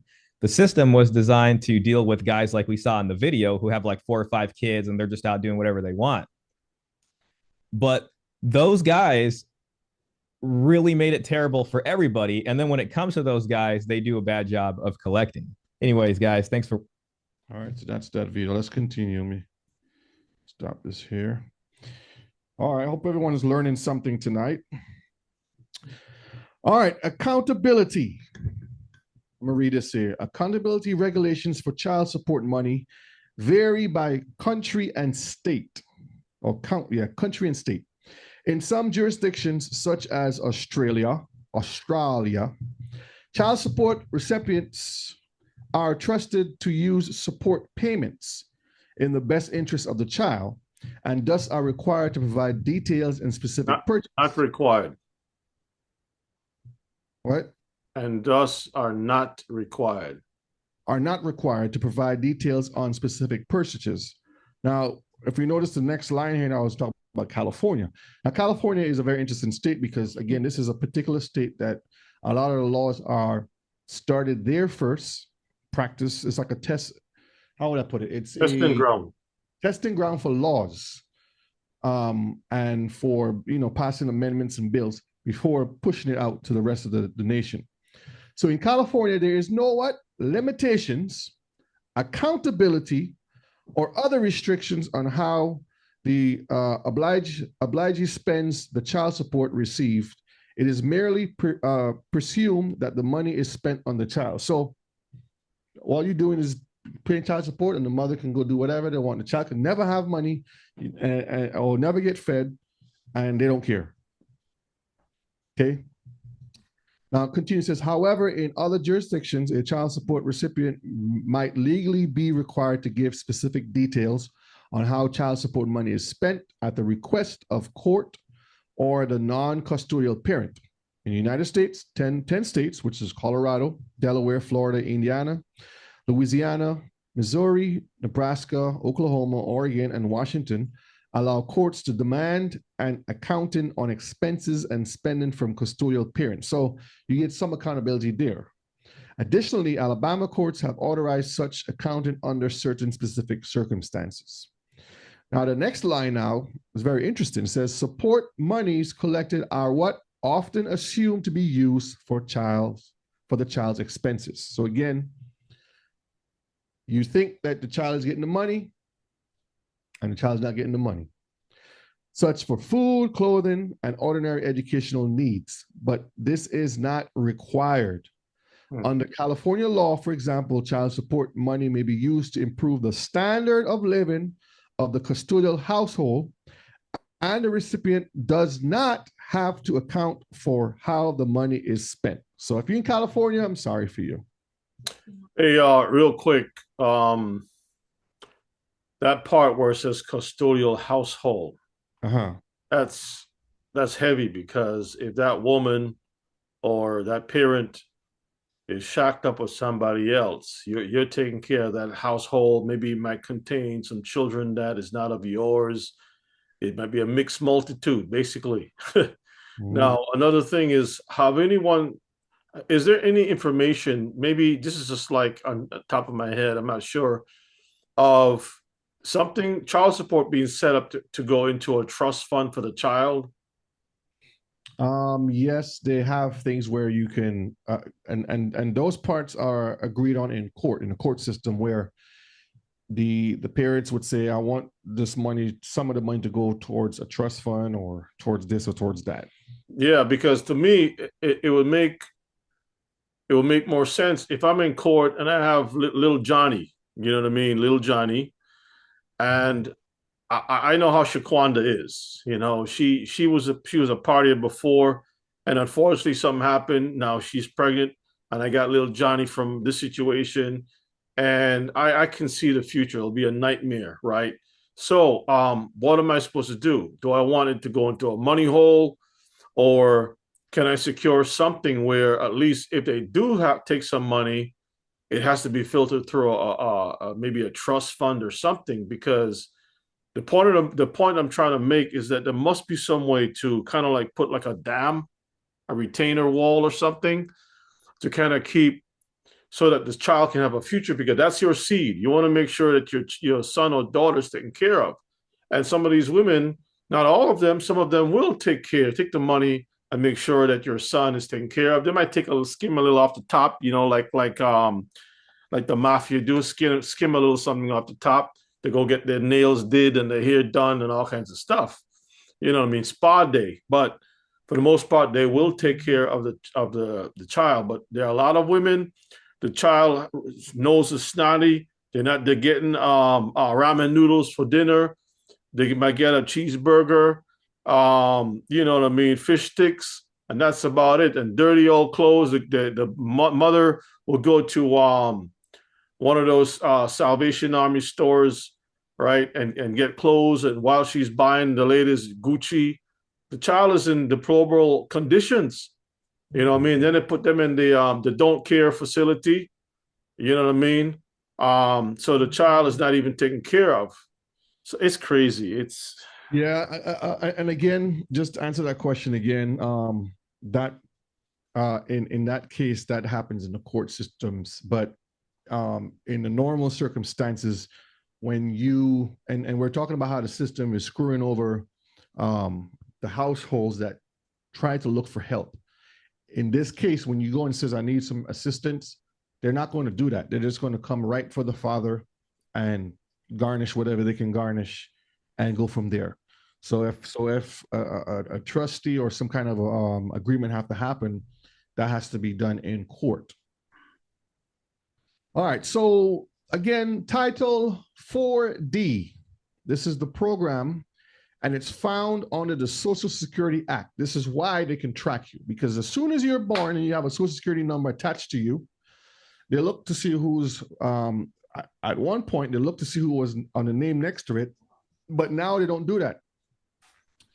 Is wherever the money is coming from, they go right after the person whom they can get the most money from. So it says 4D refers to the Title 4D of the Social Security Act, which requires that each state create a program to locate absent parents. So it's upon the state itself to create their own program.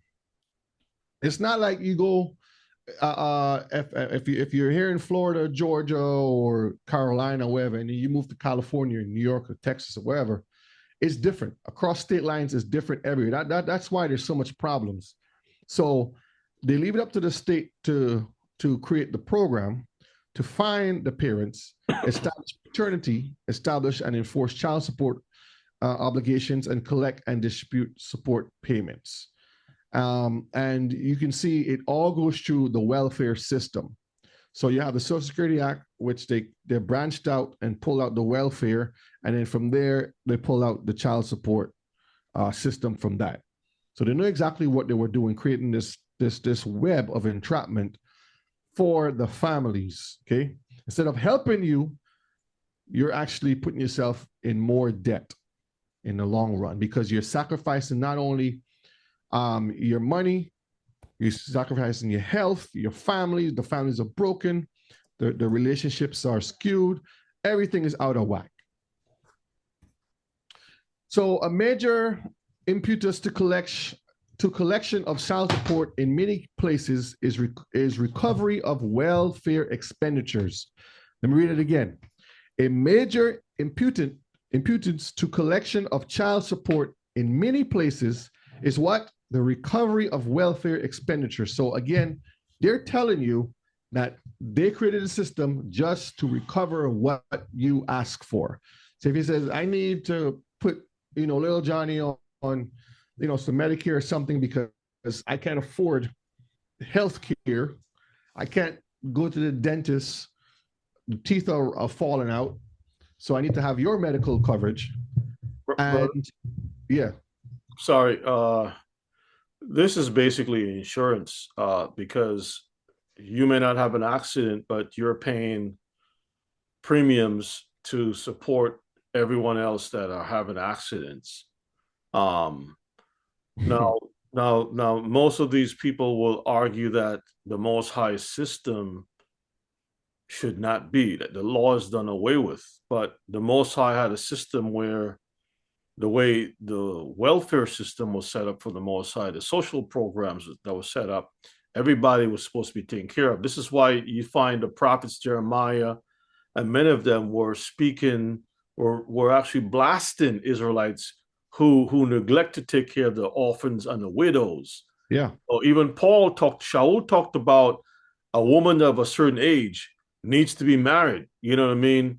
If you're past a certain age and you've done X, Y, and Z, you know what I mean? Then we might come in and try to help you out a little bit if you don't have anyone to take care of you. But there were, we read Acts 6, where the Grecian, the Greek Israelites, right, were neglected, whereas the homegrown was taken care of in the ministry.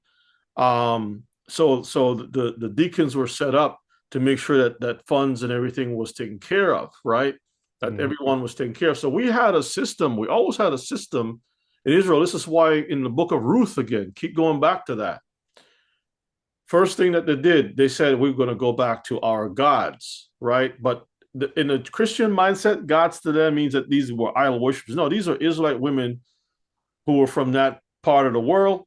And they went back to their Elohim. In other words, to the judges and rulers who take care of women who lost their husbands, women who need to be cared for. This is why Naomi told Ruth what to do with a near kinsman, because the laws were in place. She couldn't run up to Boaz and try to get anything from him. She went in the field first of all, and then later on, Boaz stepped up to the plate like this is. I'm a kinsman redeemer, right? So we had laws, things in place. This is why the Shalom life, this is why Jeremiah, when the Most High told Jeremiah to tell them in Babylon in captivity, build houses, right? Marry, get daughters for your sons, and sons and husbands for your daughters, and do your gardens, because that type of a setup what Israelites were doing, we didn't need to have a social security number so we can get taken care of. We didn't need all that nonsense. So my question is, before I get quiet here, is should there be a new generation or should we take steps to ensure that the new generation don't have a social security number to make sure that they're out of the system completely? Is that what we have to do now? When you get a son or daughter says, I'm not going to register, I'm not going to put this thing up, I'm just going to have a child, right? or should we get tagged like that, financially tagged? Well, they can trace us and follow us like wild, like they're tracking animals or something. There are groups out there that have been practicing that and trying to push that, and it's a tricky downfall when you go that route, because apparently we're still in captivity, and to move around, it becomes hard. Not to say that you have people out there that don't have an identity, meaning as of the government, you have a social security number, an ID, license, et cetera, et cetera, et cetera. But there are people who try to do that and practice that, and at times the law catches up, and you have more consequences to deal with when you look at that, from that aspect. Yes, Elder, and then we're gonna continue on here. Very short. I just want to say to the family that are listening, to the brothers and the sisters, try your best to do the best you can to stay away from all that things, because this is exactly how we call it, child support. This is slavery. No, slavery. And that is why we are living in this system. The system is not really the things that we should be in. We are not in. We don't have a law for Israel in this system. We out of that system, but we're getting penalized in this system. So all I will advise the family is to try to stay out from all these things. Find a good wife, a good husband, and live your life separate, if you can do it. Separate from that system. And unless, as long that you find yourself in that system, you're going to pay, because you're going to get punished. You're going to go into slavery. All we have to do is to stay away from everything like that. And that's the only way out. Or let us pray that the Lord come and take us quickly away from that. Yes. Thank you. Pass my email. Yeah, it's not about staying away. It's about staying in the Torah. That's the key. If we start applying the law, statutes, and commandments, the Most High is going to make a way, because again, in every captivity that we have found ourselves in, the Most High has always preserved the seed of Israel and always protected the ones that kept the law, statutes, and commandments. Yes, Ima. Shalom, brother. Shalom.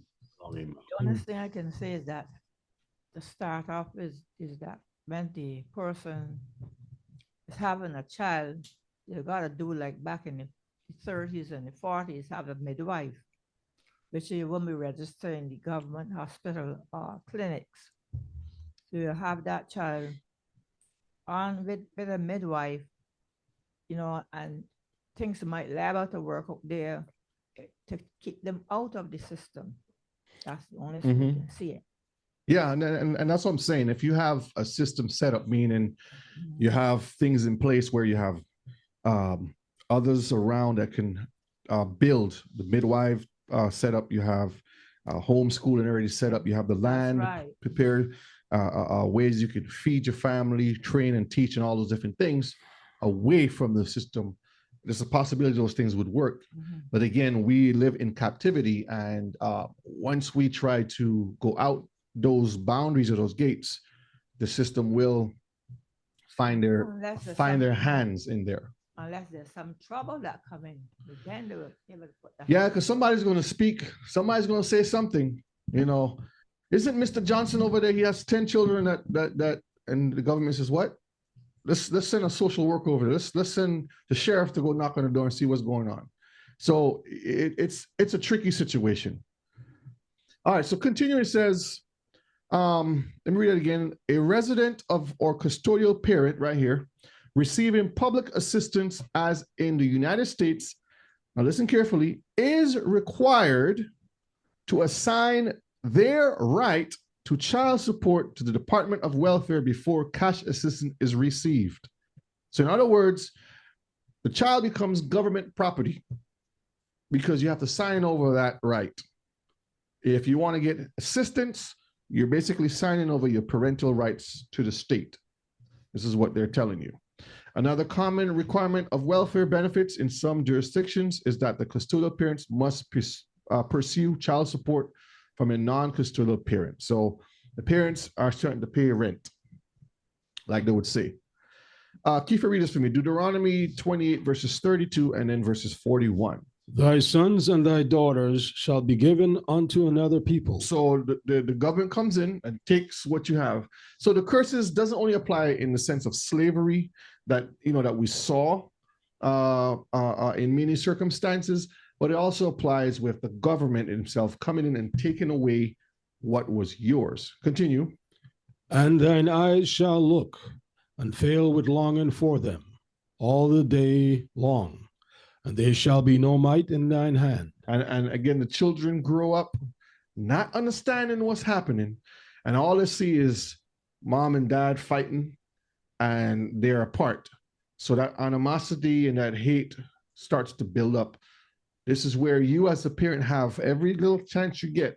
The praying is very, very important. The reading with the child, the praying with the child, the talking with the child, explaining everything from a young age growing up. Dad loves you, mom loves you, so forth. So as a child is growing, they can actually grow up to see, because children are not stupid. They're sponges. We all were children at some point growing up. And we can see, for those of you who grew up in that type of environment where you had a broken home and you had a mother and a father, or you never met your father, you never met your mother, but you saw what was going on. And as you start to put age on you, you start to understand a little more what is going on. Then you find yourself back in the same situation, because the curses have been repeated. They're not being broken. Continue, Kiefer. Verse 41. Thou shalt beget sons and daughters, but thou shalt not enjoy them, for they shall go into captivity. And again, that's the system like we mentioned last week.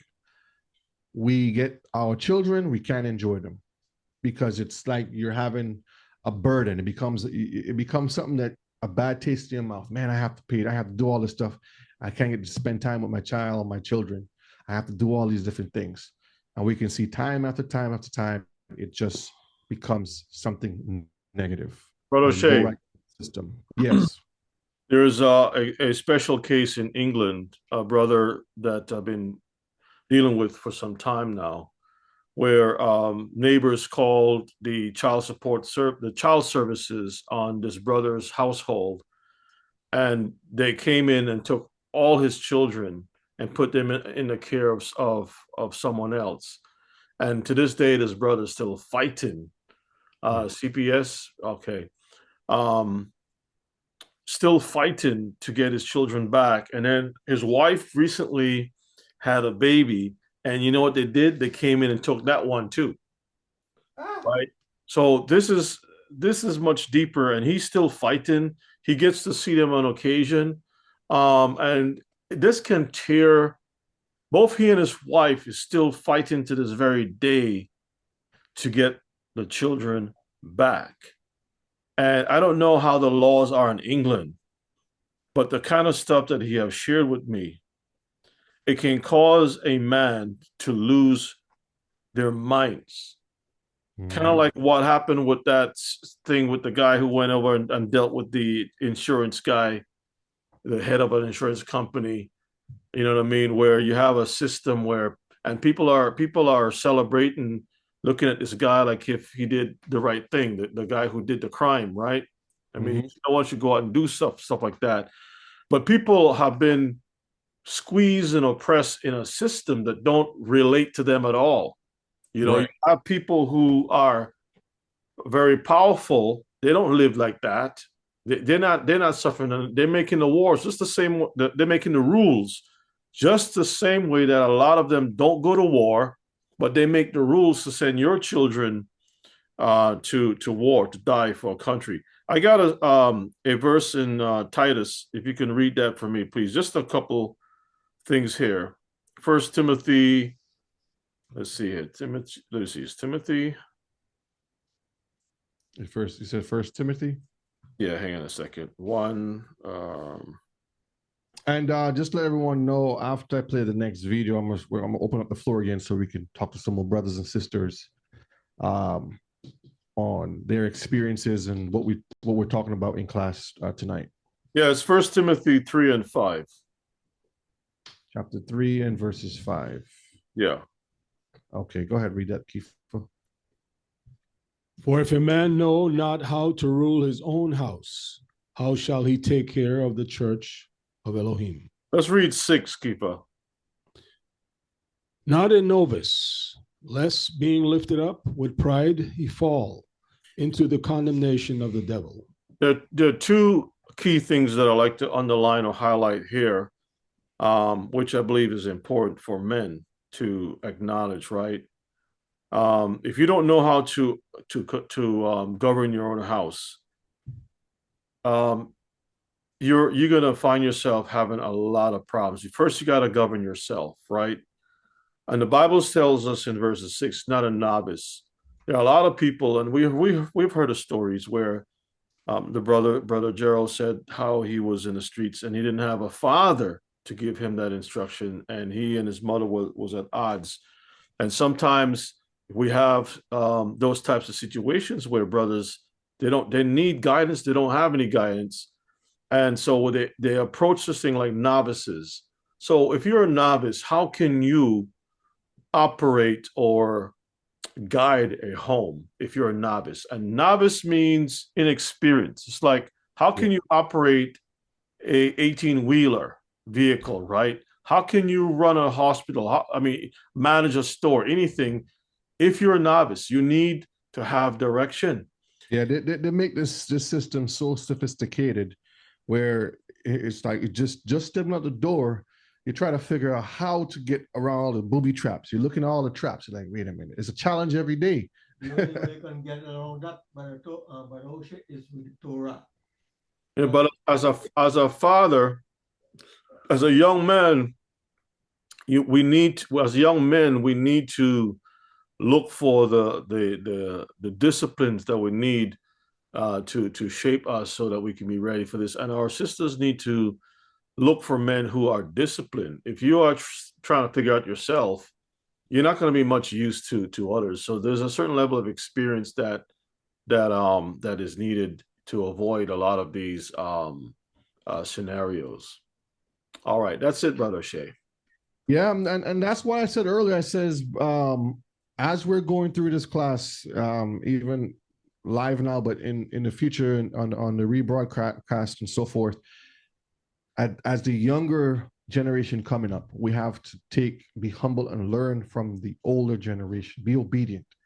We're not saying these things to make your life a living hell. We're trying to break those curses from happening. This is where we have to make those changes and keep the Torah.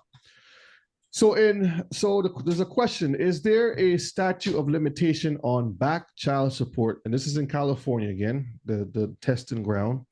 The answer is no. There's no statute of limitation on back child support in California. This means that a parent can seek unpaid child support from a non-custodial parent at what? Any time. Anytime. That's just crazy. Regardless of when the child support order was issued. So like the brother said earlier, he's out of a job because of his health condition. He slipped, he fell, he hurt himself. And 2 years passed. They didn't care about that. Anytime they want, they can come and get it from you. Well, this is California, right? So what happened to the one nation under God scenario? If you move away from California and you go to Georgia, and Georgia got different rules, or New York or wherever, why are you still obligated to fall under these rules in California? But what they will do is, let's say the brother was living in New York City and he moved to California and he moved to Texas. It's wherever the child is where he's going to have to those laws would apply. So if the child's in California, it don't matter if he's in New York or he moved to the island somewhere or Canada, those laws would apply to where the child is. So he's going to have to deal with that law in California. You understand what I'm saying? So that's how they get you. It's where the child is where they're going to issue those laws and regulations. So the court can enforce the order until the debt is paid in full, or if the child passes away. Those are the two things that they give you. And then on this side over here, it says in California, the maximum amount of persons or wages that can be garnished for child support depends on the number of children the person is responsible for. So if you have one child, up to 60% of the person's wages can be garnished. Use the pointer, O'Shea. Use the pointer so right people here. Follow you. Yeah, use the One pointer. child, up to 60% of the person's wage. So if you make $100 and your rent is $50, and you have to pay, you have cell phone, insurance, food, and everything. By the time you look around, where are you going to survive? When $60 of that $100 is gone, you only have $40 remain. You're going to tell a landlord, I owe you. And then you can't eat. You can't pay insurance. Cell phone is gone. So what do? Move back in with mommy and daddy. And this is the trend of what's happening. Let's read Deuteronomy 28, verses 65 and 66. And among these nations shalt thou find no ease. You have no ease, Mr. Khan, wherever you go. Neither shall the sole of thy foot have a rest. You're going to be working, or running. But the Lord shall give thee there a trembling heart, and failing of eyes, and sorrow of mind. And thy life shall hang in doubt before thee, and thou shalt fear day and night, and shall have non-assurance of thy life. Now, to all of the brothers and sisters in the chat, if you at some point felt fearful night and day, put a 1. That's called a court appearance, Brother Shea. You just read 65 and 66 is called court appearance. When you got to show up to the court, you're holding. What's going to happen, because you don't have the judge is going to have mercy and he says, okay, we'll give you 30 days or 60 days. As soon as you walk in, arrest him, lock him up 180 days, 2 years, 3 years, whatever. So you don't know. You in Walmart pushing the cart and you see a police officer walking by, you turn your head down because you don't know if he's looking for you. Yeah. You driving your car at the stoplight, the sheriff come behind you, you're like, oh Lord, I hope he don't run my tags. I hope he don't if you decide to jump out of the car to run because you don't want to pay child support, that's 2 shots in the back or something like that, right? And you know what's sad though? Because I've watched a lot of cases like this here too, where they would start running and the cops would start chasing them. And this is why you're running, because I owe child support. Cops like, I won't even bother you for that. But it's ingrained in your mind because you're so fearful. There's no ease when you come to think about these things. All right, I'm gonna play another video here. Let's look at this clip here, and it says, with Democrats in power, so this is where they were trying to push the whole Kamala thing, right? I'll take 2. So they used to call our women welfare queens. That was the nickname given to the women. What's all the flies around her arms and stuff? That's how they look at our people, as poor, fat, lazy people that just living off the government. And the Cadillac dealer's right there, ready for that that queen, huh? Because the brothers always looking at the Cadillacs. Yep, cash in one hand. All right, so I'm gonna play this video. You have a hand up. Let's take this hand first, and then we'll play the video.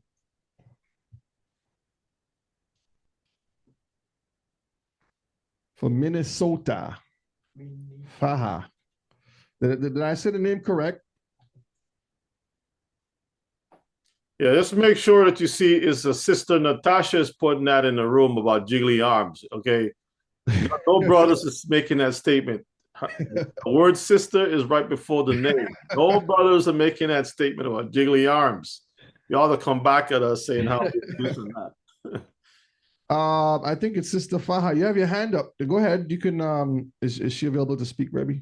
Let me get her. Hang on a second, brother. Hang on a second. I don't know what happened here. Okay. All right, let's get her over to speak. Okay, so Faha, just on mute. Your microphone, make sure there's no background noise. Do you want to say something? Yes, no? You're just stretching your hand? Go ahead and unmute your mic if you're going to say something. Okay, I guess she's stretching her hand. Let me get brother. Okay, Sister Angela, hand is up. Okay. We got a lot of folks raising their hands. Brother Gerald also want to talk. So Sister Angela first, and then Brother Gerald, you next. What? Okay, hold on, Brother Gerald. Just hold on. Shalom. Sorry, bro. Yeah, just hold on. Sister Angela, unmute.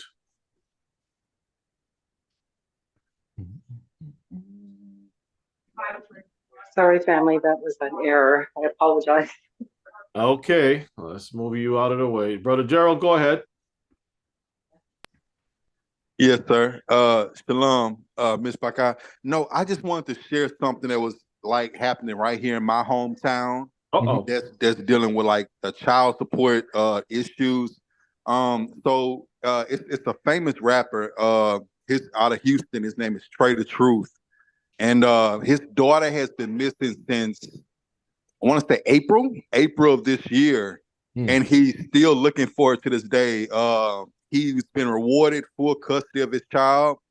The mother had took the child. She literally went underground. She went off grid.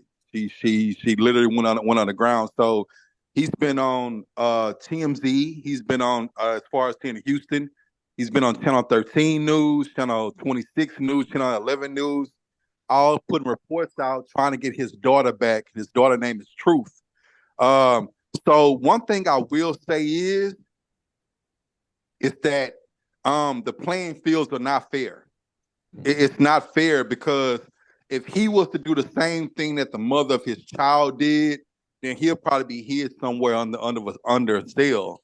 But she's able to take this child and literally just disappear with no repercussions. He's been on the news saying the FBI is involved. All the local authorities have been involved and things of that nature. So I just want to just bring it to our attention that it has always been since slavery times and even before that to put the man against the woman. It's divide and conquer with us, right? So yeah, I just wanted to put that in and shalom to all of you. Yes, sir. Yes, that's a continuation of the Willie Lynch letters and all of those curses that we've been reading about in Deuteronomy 28. So we understand that everything that we see here continues and the curses continue. All right, I'm gonna play this video here now. Fair use, fair use. Welcome to County Office, your ultimate guide to local government services and public records. Let's get started. How long can child support freeze your bank account? So this question is, how long can child support freeze your bank account? Okay, this is the question that was posed. Let's look and see what they say. When you owe child support, the government can take steps to collect the debt. One of these steps includes freezing your bank account. This process is known as a bank levy. A bank levy allows the government to seize funds directly from your account to satisfy unpaid child support. The duration of a bank account freeze can vary. Generally, once your account is frozen, it can remain so until the debt is paid off or a payment arrangement is made. In some cases, state laws determine how long the freeze lasts. For example, in California, a bank levy can last up to 10 days. And during this period, Now imagine you about to pay rent and the card declines, not working. What you call a bank? Well, sorry, we can't unfreeze your money because you have to pay the child support first. You're like, I gotta pay rent. I have the bills to pay. I'm gonna lose my car, and lights gonna be cut off. Whatever. They don't care. So those things to consider, Mishpaka. may have limited access to your funds. It's important to act quickly if your account is frozen. You can contact the Child Support Agency to negotiate a payment plan. This may help release the freeze on your account. And if you believe the freeze is in error, you have the right to dispute it. You can request a hearing to present your case. They're always trying to make you feel like you could dispute something, but it doesn't matter. You know, just like how YouTube would ban you and then say you could dispute it, and automatically they already know that nothing's going to be resolved. They just put that there for legal terms. I got a question. How come when they're showing this video about freezing the account, they're not showing the real type of people that gets their account frozen? They're showing you this little background with, you know, children being taken care of and all kinds of stuff, right? You're not putting the real images together. That's the whole point. It's like when you see these commercials with all these drugs and stuff, they paint the right picture. They show you everybody's happy. The bees are buzzing, the flowers are vibrant colors, and everybody is doing well on the medication that kills you. So they won't paint the picture here to show you who's being targeted. They're going to show the other nations all smiling and all happy. This can sometimes result in the release of the freeze. And remember, communication with the Child Support Agency is key. Keeping up with your payments can prevent future freezes. And all right, that's that. Let me see if there's anything else after that. That's that there. All right, so I just wanted to show that small clip. Okay, got two more videos here. Let's play this one next. Okay, let's get this one first. Has anyone had their accounts frozen because of child support? Put a one in the chat. Oh my goodness.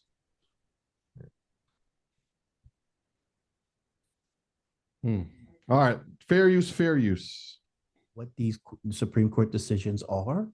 Well, let's start off with number one, which is Blessing versus Freestone. Now, there's some court cases. I think this is two court cases that I pull out. There's a lot more, but just for time's sake, I just kind of highlighted these two here.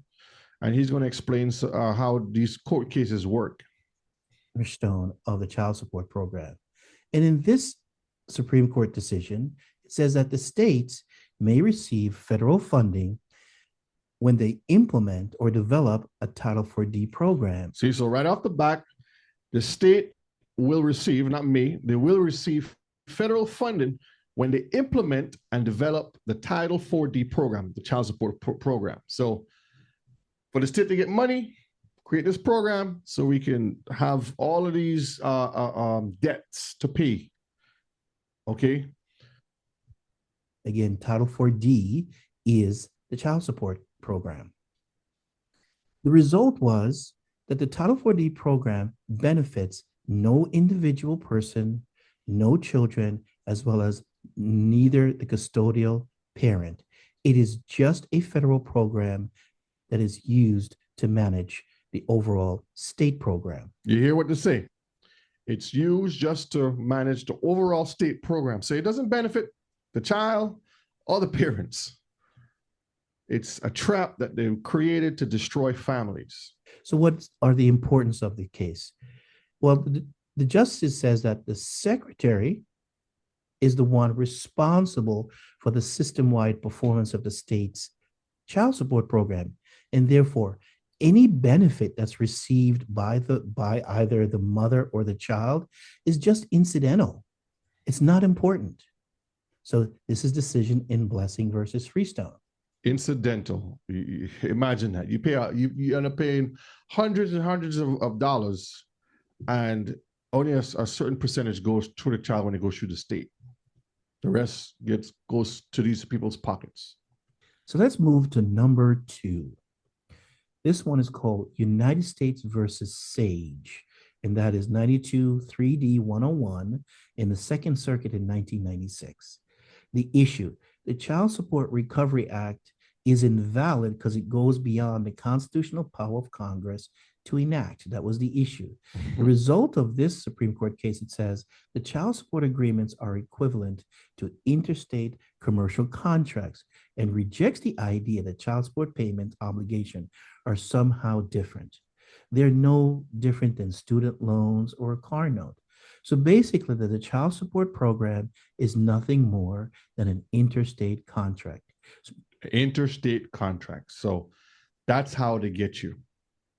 You don't know these things when you're going to seek help because, yes, some circumstances, and again, they will put the smallest circumstance for the majority, where you have an injury, so the person who gets injured can't work at the moment. So the mother goes and says, you know what, let me get some assistance from the state. And she goes down there and, yeah, my name is so-and-so, and I have 2 children, and this is my address, and blah, blah, blah. My income, my husband is not working, blah, blah. 2 months later, he gets a letter, child support.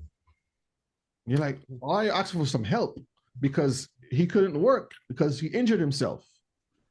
It's in the contract. They never tell you those things. Are we supposed to now learn interstate law? Like you have maritime law and different types of laws. I mean, because if it's treated as such, then perhaps we may have to start looking at some of these things. It's just so much work that has to go in just to live a life. And all you want to do is just live a life like anybody else. And all these things are just strangleholds on people. Brother Pincus, that's a good point about the immigration part of it, because that's why a lot of the borders were opened to bring in these families, because the more children you can get, the state gets more money because they're going to separate them from their families. It's all about how strategically can I get money to put in the pockets of the senators and the different people, leaders in charge to fund their agendas and whatever they're doing. So these are ways, when you get into politics, that's why it's called politics, because they will find ways to make money illegally against the hardworking people. And they create these back doors and shortcuts. So when you're thinking you're getting help over here, they're actually stiffing you behind the back. And you're like, I just needed help with this. Why do I have to pay all of this back? And remember, they said it was given, when they had the whole pandemic, they was giving out free, so-called hush money or free money, right? No, sir. People have to pay all that back in taxes. People think it's free money. So here's the importance. States that have the Tough or D program, they can expand it across the state territories to demand payments from parents who are labeled obligors. Now, I make a note, who are labeled obligors. Are you labeled an obligor? You're obligated because you are tied to the system, not because you're the father. Because sometimes you as a father would get dinged for it, and then they'll add some other children on. You're like, I only have one child. How I have 15? Where did all these names come from? Not from fathers. This is very important. So because of the interstate flavor or condition of the contracts, as you know, Congress has the authority to regulate interstate commerce. Child support falls under that criteria as well. Now, as a result of that decision, many states, this is the 2019 wage garnishment program under 45 CFR 32, you have Texas making 4.35 billion and California. Pause it a minute. You see these numbers that they're making off of child support? 4.35 what? Billion. Mm-hmm. Let's just send that to Ukraine. Oh yeah. They sent it to Israel and Ukraine, right? Yeah. And now they're sending another billion to the Amazon. And the children and the father and mother in my district on the tent or trying to get shelter. No food, nothing. California, 2.42 billion. This is as of 2019. We're in 2024. We're going to 2025, the heathen's year. So I imagine those numbers have increased. Okay. New York, Ohio, Florida. So you can see this trickle down. And I'm sure there's some states between here that are also high. California 2.4 billion, New York 1.7, Ohio 1.5, as well as Florida 1.5. So states have racked up immense what is called garnishment, and they're enjoying that windfall. Yes, Mishpachah, these people are wicked. Let's look at this other video before we move on. Fair use, fair use. I think this one is in Detroit. Brother Yohanan, this happened on the neck of your woods over there. Information in a story first exposed about the state ordering a Detroit man to pay child support for a kid that everybody agrees isn't his. As 7 Action News reporter Kim Russell tells us, the court has made him a wanted man until he pays up. When I exposed this story, I thought someone, a friend of the court, would fix a clear injustice. Instead, a warrant has now been issued for Carnell Alexander's arrest. Oh, no. For him, it's deja vu. In 1991, during a traffic stop, Carnell Alexander got a shock. Police arrested him. His crime? Being a deadbeat dad. And that's what happened to a lot of the brothers. Just going to work. And, every time you step out the door, you got to say those prayers, brothers, because you don't know if you come back home. It's just that bad, okay? I knew I didn't have a child, so I was kind of blown back. He told 7 Action News he would later learn this happened because his ex needed help. I had to turn to welfare to get assistance to take care of them, and I had to put him down as the father. That was the only way I can get assistance. That started a paternity case. A process server then turned in this paper saying Carnell had been notified at a house in Highland Park. So when he didn't show up at court, he was legally listed as dad. The problem? Carnell didn't get notified. He wasn't even at a house in Highland Park. He was in prison for a crime he committed as a young man. And by the time he... So imagine that he was in jail for something he did when he was younger. And the young ladies put him as the parent. the witch put that's what you said? Well, I don't know. Woe unto man. Woe unto man. And he's in prison. So how can you get mail that is addressed somewhere else and you in prison? Doesn't the government know that you're in prison already? No, they don't know it when, in that sense, they know when you come out. They know when the shekels start rolling in. They know when you're trying to get a life together. That's when they know stuff. Learned about the paternity case, judges told him it was too late.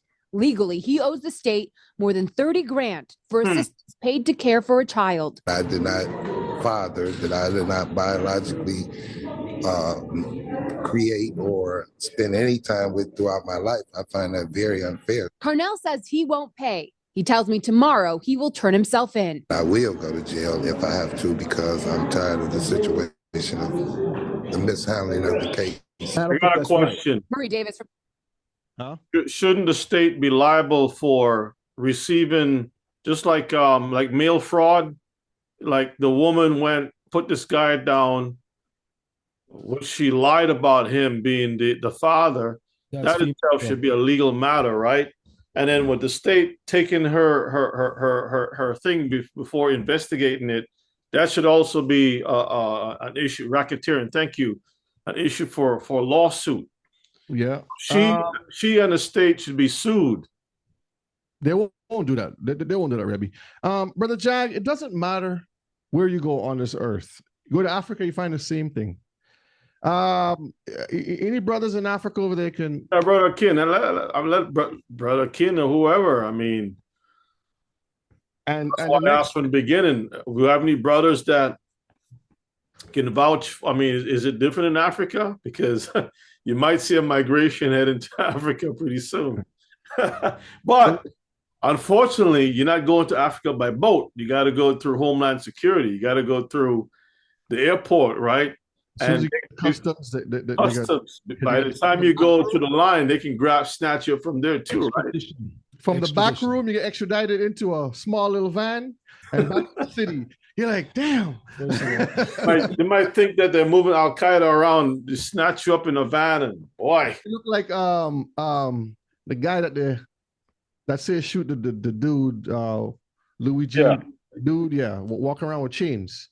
Let's finish this video and then we'll go to the next slide. That's going to cover the other places on this globe here. So let's finish this video here. The National Family Justice Association says there are thousands of men in Carnell Alexander's shoes because Michigan does not have paternity fraud laws that protect men.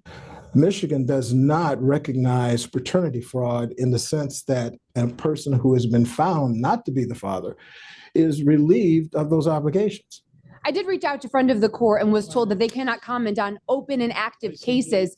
Carnell, in the meantime, plans to go to court and turn himself in tomorrow with his attorney, who hopes to convince a judge to let him go free. We'll let you know what happens. Kim Russell, 7 Action News. All right. Berta Johanan, did you hear about this case over there? Because this is a while back. Since you live in Michigan area, Detroit, I don't know if you ever heard of that case. All right, let's move on to the next slide here. All right, Deuteronomy 28 verses 45 and verse 46. Let's read that. Moreover, all these curses shall come upon thee, and shall pursue thee and overtake thee till thou be destroyed. Till you be destroyed. Because thou hearkenest not unto the voice of Yahweh thy Elohim, to keep his commandments and his statutes which he commanded thee. And they shall be upon thee for a sign and for a wonder, and upon thy seed forever. So brothers, here's the fix, and we can talk about this coming to the end of the class. Here's the fix to this problem, all that we all find ourselves in. The Most High always gives us the solution to the problem. It's up to us to want to have that life, okay? Because it says here, because we did not keep the law, statutes, and commandments, what? We find ourselves, as criminals. And then it says it trickles down and continues to the seed, the next generation, and the next generation, and the next generation. Read Deuteronomy 30 and verse 19. I call heaven and earth to record this day against you, and I have set before you life and death, blessing and cursing.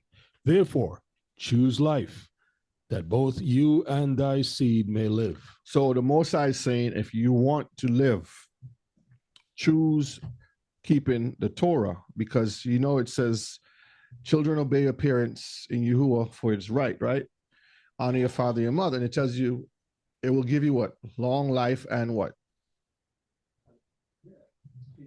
Peace, health, safety, all these good things that's going to occur. That's if we keep the commandments. But the problem is, since that cycle has been there, it has not been broken. So therefore, it just continues throughout all the different generations. Okay. Now let's look at some cases here for a moment. Nick Cannon. All right, Keith, I'm gonna have you just read a little bit of this here.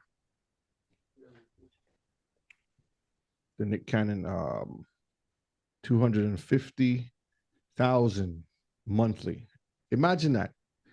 If he didn't make that money, because you remember the guy said about having the lavish lifestyle, because if they once upon a time lived that, they have to continue that. Mm-hmm. All right. After the son speculated on how much Nick Cannon pays in child support for his children in 2022, the dad of 12 revealed that he doesn't formally pay child support. Instead, he has private agreements with the mothers of his children. While the publication postulated that Cannon pays around $3 million annually in support for his children, the Mass Singer host told the Neighborhood Talk, I definitely spend a lot more than that on my children annually. I don't plan to ever have to participate in the government system of child support. That means Cannon forks out at least $250,000 per month in costs directly supporting his children. 2023, he insisted that what his children need, they get. And that's just that's just because of status. Just look over here at Mr. West over here. Per court documents obtained by TMZ, Kanye West was ordered to pay Kim Kardashian a whopping $200,000 per month in child support for their 4 children. Additionally, the controversial rapper is responsible for 50% of the children's medical, educational, and security expenses. So on top of that, he has to pay that stuff.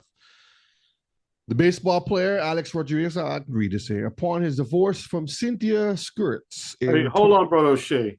Uh-huh. Brother Barry put a nice little comment there when Kim Kardashian name came up, right? Yeah, she's a millionaire. Yeah. So child support is to ensure that the child gets the food, shelter, clothing, school, whatever. That's the basis of that. You have a mother who already have the means to do all of that, right? I mean, so what is the money from the father for then? Because the bottom line is, if I'm trying to find where to get this money. If a person got 10 children, as was said before, the money is reduced and distributed accordingly. The oldest one get less money, the youngest one get more, right? So is an issue about getting the funds necessary to take care of all of these needy children. So if the children are needy, they need shoes, clothes, whatever the case may be. Why is it that when a parent already have that you're still going after the other parent, whether it's a husband or wife, or male or female? Why do you still need to go after that other parent when the needs are being met, right? Does it make any sense? And that's right, Brother Gerald. It's all about control. So it's all about that money, like I was saying from before, because the states know they'll get all this money coming to them. So when you live in the lavish lifestyle in these states, this is what they do. They attack the rich from our people even more. Yes, Ema. Ema, the mic. What I'm saying there is that whether you're rich or whether you're poor, you still have the same slavery on you. The only thing that you can handle more money, but all is in the same boat. So,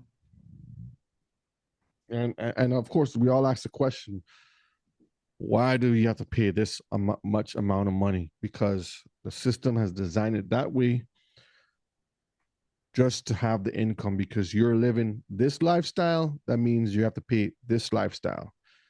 And this is where a lot of the problems that we find with the fathers now saying, I don't want to have to deal with that. And we see the baseball player here. We see the actor on this side over here. Another baseball coach, even Halle Berry.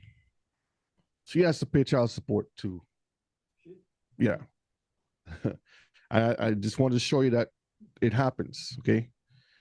The system is designed that way for a particular reason. All right, let's look at another video here. It's our last video for the night. This is an interesting one for the celebrities. There's a lot more, and then I'm gonna open the floor again to see who wants to comment on anything before we go to our final slides. All right, fair use, fair use. Tyrese Gibson, talented actor, incredible singer, on the A-list. And let's hope he has A-list money. He indicates he does, because the superstar has been ordered to pay $636,000, so much of it in child support. Here's what's going on inside a Georgia courtroom. Last month, the singer, Fast and Furious actor Tyrese Gibson was ordered to pay nearly $650,000 as a result of a tumultuous court battle with his ex-wife. An Atlanta judge ruled the voluntary child support payment, voluntary, of $2,236 the star had been making to his ex, Samantha Lee, for some 2 years, simply wasn't enough for their 3-year-old daughter. Judge Kevin Farmer increased the support order to $10,690. Now, I pause it for a second because we see how wicked the system is. You're already paying $2,000 voluntary. So you know what? I'm gonna give you $2,000 every month to take care of, my baby. Make sure she have diapers, food, clothing, and she have to go to the doctor. That should cover everything. Judge says, nope, I want you to pay more, triple that, not double. More. Do we find that to say that's justice, Mishpachah? Or that's wickedness? In line with another child support order out of California, which covered the actor's older daughter. He ordered the Fast and Furious star to pay that increased amount retroactively plus interest, totaling more than $230,000. Judge Farmer also ordered Gibson must cover $399,000 of Samantha Lee Gibson's legal fees. And it's the legal fees that have been a huge contention for the superstar. As the couple's prenup indicates, they would each be responsible for their own legal bills. Show you video of Tyrese inside the courtroom last month. And we also... Now, he's going to ask a question, which makes sense. So just listen to this question. We're hoping to accomplish shedding light on Samantha Gibson making well over $100,000 a year outside of what I make per year, and the necessary needs of the actual child are beyond met. So he's basically asking the judge. She's already making over $100,000, and the child's needs is already been met. Why do I have to pay all of this money? And that's a just question.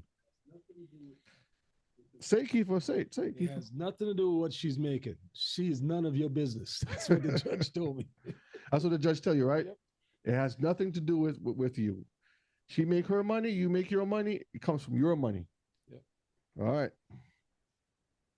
I understand. And you're aware that if you pay these amounts and then the Court of Appeals reverses it, you don't get your money back. I am well aware. All right. Do you want the court to consider you paying it into a bond so that in the event, whatever the court rules, no one is prejudiced? I would want to know more about what this means as far as a bond, but if I could position myself to show any intentionality to do that, if that's the final outcome, then I'll take care of it. But doing something that is beyond the scope of the law, it feels like punishment. It feels like it's just unnecessary. And if the roles were reversed, I just really feel like I wouldn't be sitting here. Superstar actor on the A-list with the #1 movie out right now, Fast and Furious. Tyrese Gibson says this is unfair. Per a previous ruling, the Sweet Lady singer balked at the $10,000 plus monthly amount in child support. He argued the $2,000 plus amount was in line with the Georgia child support calculator, telling the judge that his ex-wife makes good money on her own and that anything more was an excessive amount. Yesterday, in front of the same judge, Gibson's attorney, Tanya Mitchell Graham, detailed the errors in the previous ruling. Graham is no stranger to celebrity clients. She scored wins for superstars Ludacris, Usher, others. But Judge Farmer held firm. His previous decision stands. Attorney Graham says they plan to appeal as soon as the judge's order has been submitted. They've already filed a motion for a new trial. Gibson, some say, isn't helping his cause by speaking freely on social media. Yes, so Natasha, there's a child support calculator. The system covers all their bases. So they can, just like Rebbe was saying, you go to school and you try to figure out how do you get these numbers? And I call it the lottery pick, because what they do is they just pull numbers from wherever and they give you some kind of a formula and they say, yep, That's how you get it. And you're like, how do you get this? Because in their system, they know exactly how to do things unjust and unbalanced. He's been vocal about this judge, the proceedings. His complaints include that the judge is racist and that the judge referred to his ex-wife as a bitch in chambers. The Star also posted screenshots of a separate message he says he received from an anonymous person who claimed similar behavior by this judge. So basically, the judge is doing whatever the judge wants to do. Yep.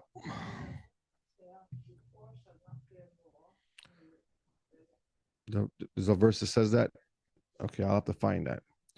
Mishpachah, before I move on, brothers and sisters, does anyone have anything to say or add before we start to move into the slides? Any brothers or sisters want to comment, question, or give their experience? Let's go ahead and raise your hand so Rebbe can open up the floor for you. In the meantime, I'll just pull up Deuteronomy chapter 28. We're going to look at this one first. And we're going to read verses 1 to verses 14. Okay, we have a couple of hands. Let's get the hands first.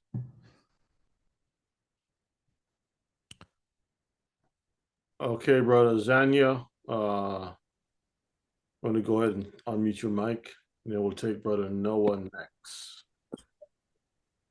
Shalom, Rebbe. It's Sister Azania. It's Brother Girl's wife.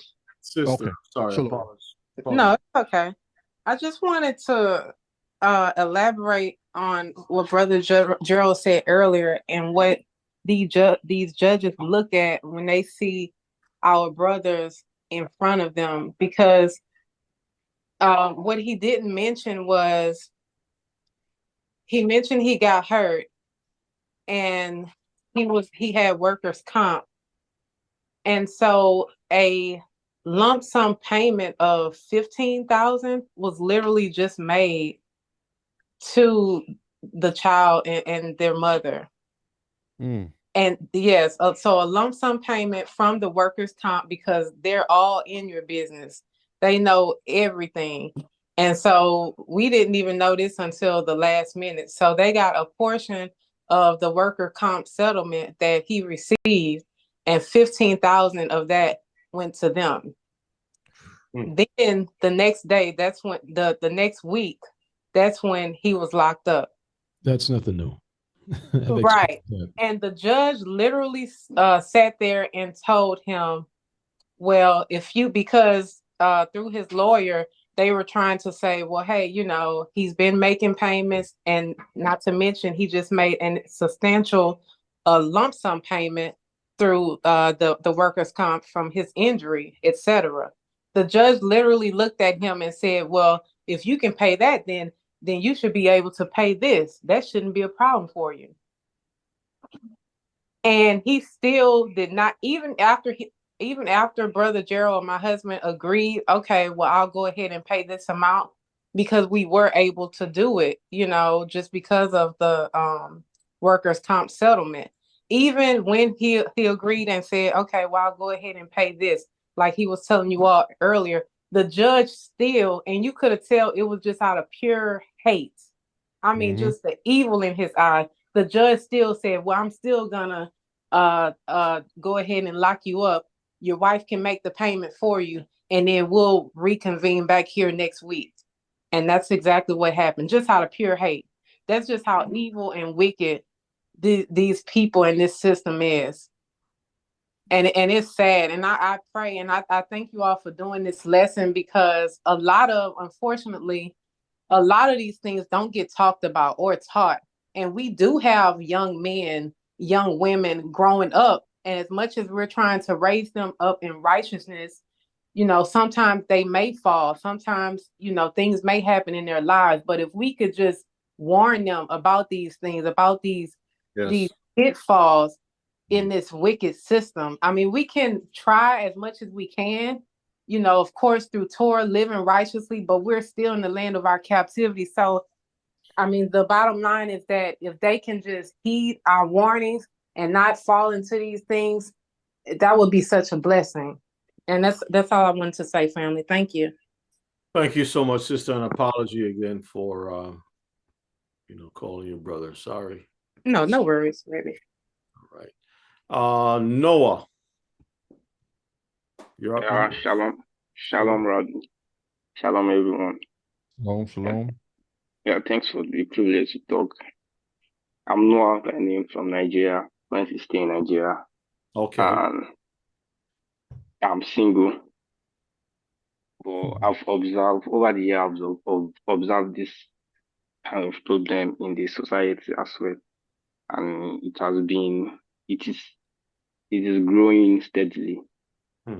Technically, the court issue of child support is in our law and system here, but is not actually being administered because there are a lot of lawbreakers here, government, stores and all. So, but defaultly we are, yeah. No, I was going to translate for those who can't clearly hear it properly. So he's saying in over there, he said Nigeria, right? Yeah. Okay, he says that the courts in Nigeria, they do have the same child support stuff in the courts, but it's not instituted the way it's instituted here yet. Because there's a lot of crooked judges over there, crooked people over there. That's what he's saying. Go ahead, brother. Go ahead. Yeah, thank you. So, but defaultly, I observe we are still like in the Most High law, which is in the Torah, because if there's an issue in a family clan, if you're in the right clan, your clan will come in to talk to people, to talk to you, to advise. This is your responsibility as a father in your home. So it's now it's less for the individual to like choose whether it's going to eat to them. But on the enforcing side of the law on citizen is not really like that serious. And again, I was having a discussion with my brother the other time, like last night, this morning here, early in the morning here. So we are talking about this court judicial system of marriage, of why is it necessary for us to like go to court before we can marry, to place ourselves in the system of court? Because technically, if I'm going to court to marry, to tender a paper for certificate, to request a paper, there is a default mindset of definitely we are still going to come back to this court to settle based on interest of greed or selfishness. So I think there's a probability of the couple ending up in that same system back, like let's break this marriage off if it's not working. And there is a terms for reward and settlement. So it's just like a system, but the enforcing side is not really like ruling here. It's only like meant for individual just coming to settle. If you're in the right group and community, they can talk to you as a father. Even though you are not living together, you can still be responsible for your child. But it is not so compulsory. If you choose to not, they will leave you. And the mother will keep on like taking care of the children. That's the most rampant and the most stuff I've seen so far. Yeah, thank you. All right, thank you, brother.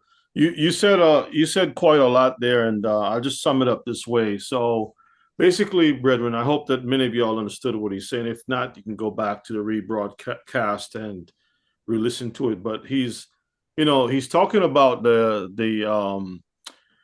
you have the family, right? The clan itself, that usually if there's issues with regards to children or family or anything like that, you have that system set in place that you can, delegate and to, resolve certain issues. But the court system is a little too lax when it comes to some of these things, but they do definitely have a system over there.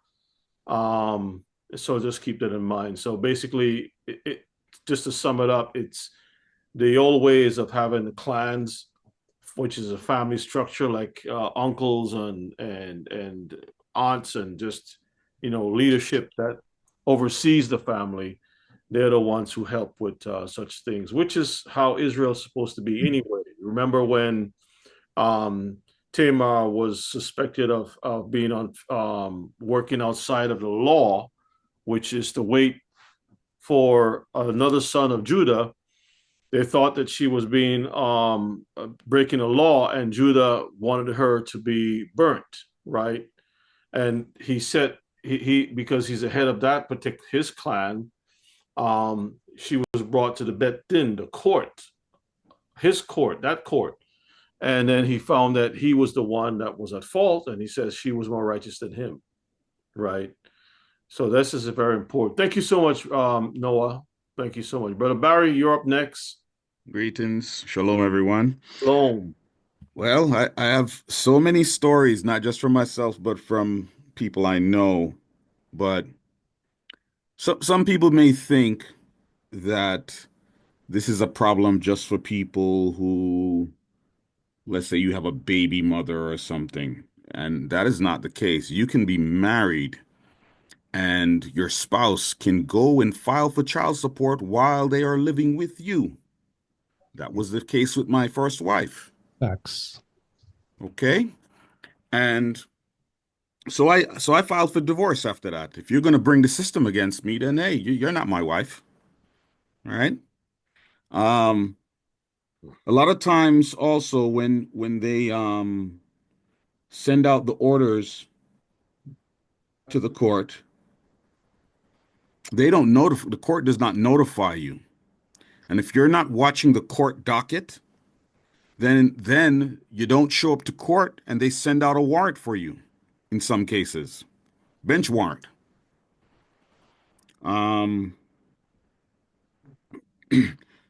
There is so many scenarios where it's like being beaten down and you keep standing up. And the more you stand up, the more you get beaten down. Mm-hmm. That's the way the child support system works. My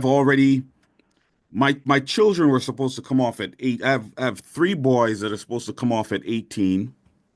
My oldest is 20 right now. I'm planning to apply next year.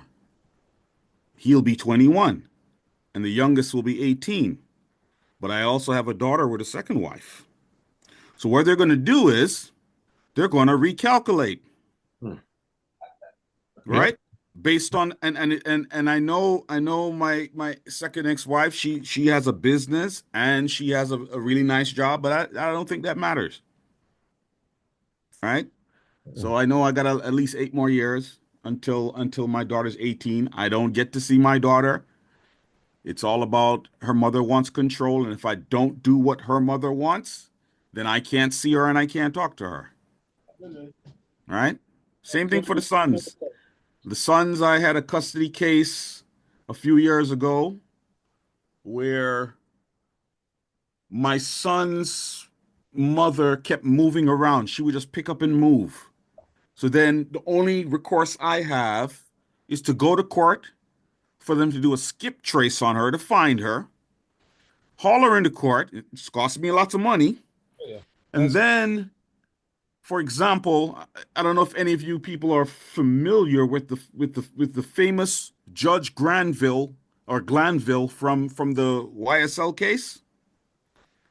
Well, he was my judge for my child custody case, and during COVID, for almost 2 years, there were only calendar calls, which means you must be present and just sit and wait. And spend $350 an hour just to sit and wait, and then just say, "Oh, you're here? Okay, I'll see you again in another 3 months." Then when it got to the point where it looked like something was going to actually be held against her, she went and made up a story that I abused my son and had me arrested. So now I had 2 cases to fight.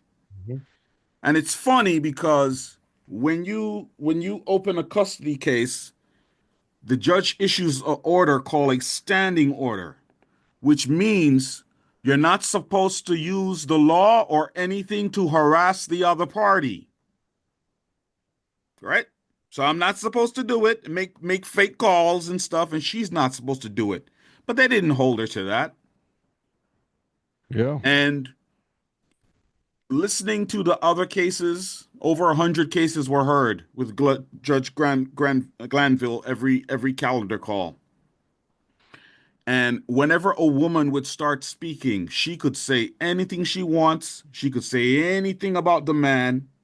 But if the man should say anything to defend himself, the judge would say, "Sir, this is not a trial. Save your information for when we get to trial." You're in Georgia, right, Brother Barry? Yeah. Mm-hmm. That was in Fulton County.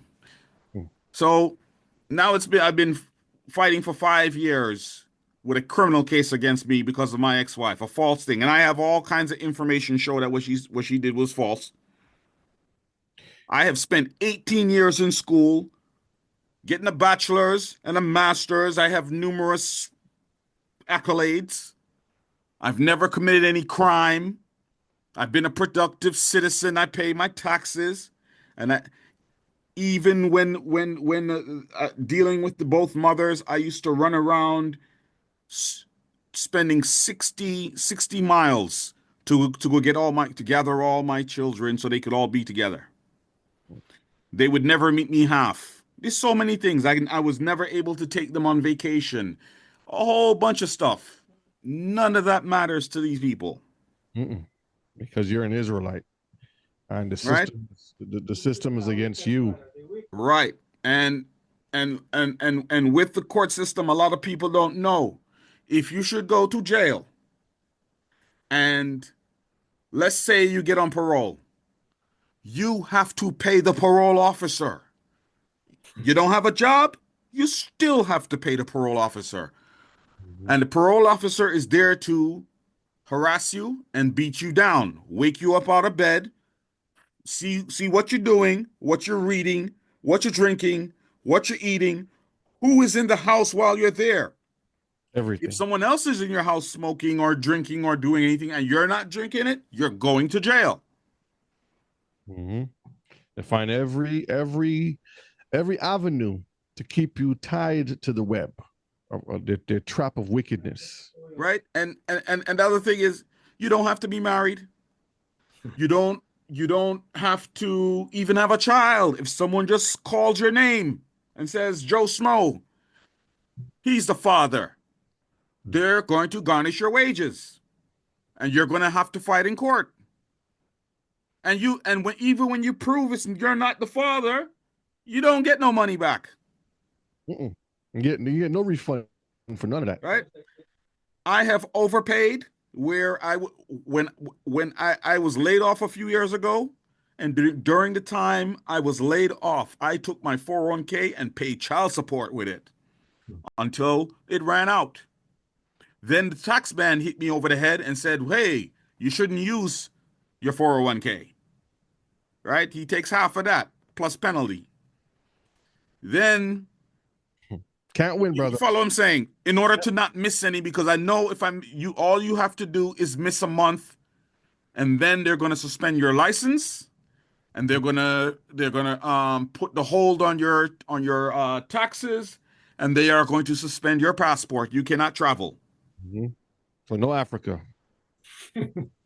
Oh, I'll tell you a little story. I think I'll be done after this because there's so much stories I could tell. First time I went to a parenting class, there was a man from Africa there, from Nigeria. He had a trucking company.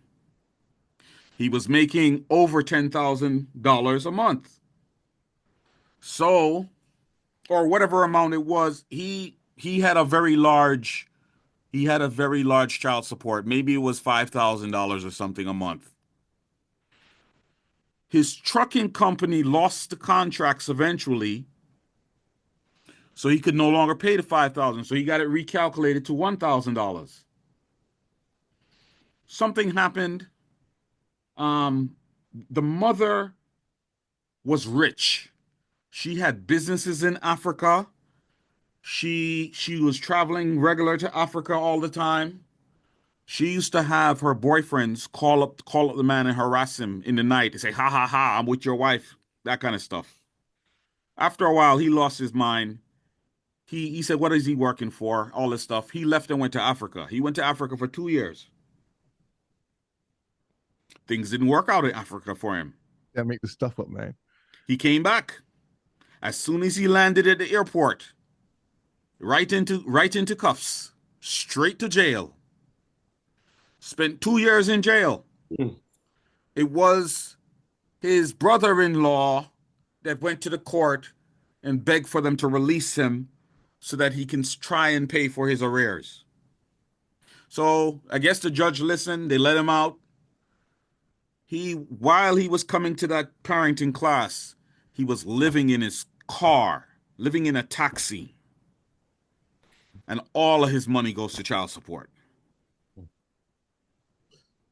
Right? I think we all need to have like a and it's not to make fun of this, but literally it's like, you know how you go to those AA meetings and you sit down and you talk. I think you have to have this for all the men of Israel. Just sit down and AA, yeah. Yeah. Barry, I appreciate your stories, your truth. I shouldn't say stories, your truth. Experiences, yeah. Yeah, thank you so much, brother. We're gonna move you back over on the other side. Before you go to the next person, I wanted to read this because for some reason. And when you're done, brother Shay, I have a few scriptures that I think it's important to read before you close up. Yeah, this is the last slide here on that we see here, so we're gonna stop after that. But I wanted to read this. I thought I put this in the slides. I didn't. But if you go on Wikipedia, this is what you see. It says the right to child support and the responsibility of parents to provide such support have been internationally recognized. So this is why I was saying, doesn't matter where you go. This was back in 1992. The United Nations Conventions of the Rights of the Child is a binding convention signed by every member nation of the United Nations and formally ratified by all the United States. And it goes on. So this is what I'm saying. They understand this. And then if you Google it, it'll show you all of the countries that if you're a United States citizen and you owe child support and you try to go there, they can find you and they can locate you and bring you back. So they're designing this is lead up to the mark of the beast whole thing that we're getting into. But it just shows you, Mr. Picard. And as we close out in some of these scripts that we're going to read tonight, we're going to see how to fix the problem. Okay. You want to read yours before I go, Rebbe? Yeah. Go to Proverbs chapter 30, and I want you to go to verses 15. Okay. Proverbs chapter 30 and 15. This is the child support system. This is the definition of it. Red Kiefer, read that for me. The horse leech hath two daughters. Read it again, Kiefer. The horse leech hath two daughters. A horse leech, bloodsucker. Go ahead. Hath two daughters, crying, give, give. There are three things that are never satisfied. Yea, four things say not. All right, that's all we need from that part. Let's go a little higher up to verses. Let's go to verses 8. Verse 8. Remove far from me vanity and lies. Mm-hmm. Give me neither poverty nor riches. Feed me with food convenient for me. Hallelujah. Verse 9. Lest I be full and deny thee and say, who is Yahuwah? Uh-huh. Or lest I be poor and steal and take the name of my Elohim in vain. So the horse leech, which is the child support system, puts people in such a position that if you got money, you find yourself in a certain way. If you don't have money, it puts you in another bracket, right? And the end result is like you turn around and you either forget the Most High, like the hell with all of this, or you end up cursing the Most High, right? Because of how, like even Brother Barry's story, what he said and about the gentleman from Nigeria. I mean, it come to the point where you're a successful businessman, and when things go south for whatever reasons, you still have the horse leech sucking the life out of you to the point where you either lose your mind, you're on a way to another country trying to get some ease of mind, and then you're thinking, you know what? Let me try to get back. My mind is clear now. Pull up to Proverbs 29 verses 2. When you come back from getting your mind eased off, you take a long walk into Africa. Let me come back and try to revive the thing. Before you can even do that, they don't even wait for you to start the business back again. They snatch you up at the airport, like if you're some Taliban or something like that, Al Qaeda, snatch you up, throw you into the back of the van, and then have all these demands. Let's read verses 2, Proverbs 29 and verses 2, and then Brother Shay, you can take it from there. Okay. When the righteous are in authority, the people rejoice. But when the wicked beareth rule, the people mourn. This is our situation. You see what's going on? When you got these Gentile demonic forces, right, in authority, this is what happens to our people. Our children need to know this so that even if something doesn't work out the way you want it, why try to destroy the life of another person? Some people go to the ends of the world to make sure, if I'm in a relationship, you imagine you're a child. Yes, your mommy and your daddy were fighting, and you didn't like that so much. Why would you want to go worse, nuclear, worse than how it was for you growing up, by going to a relationship, and then if whatever sensitive issue happened, you want to turn around and just try to destroy everything, scorch earth policy. That makes no sense. You think that's going to ever end? Nope. It's never going to end. So that's right, so Dasha, it's this bitter, you're in a gall of bitterness that you can't let go. That's the horse leech, a bloodsucker that is destroying everything. So that's all I got to say for tonight, Brother Shay. Okay. Yes, Mishpachah. I was even here sitting on Googling, is there a child support watch list? And it says, while there isn't a single nationwide child support watch list in traditional sense, many states do maintain lists of individuals significantly behind on child support payments, sometimes referred to as most wanted lists by the state.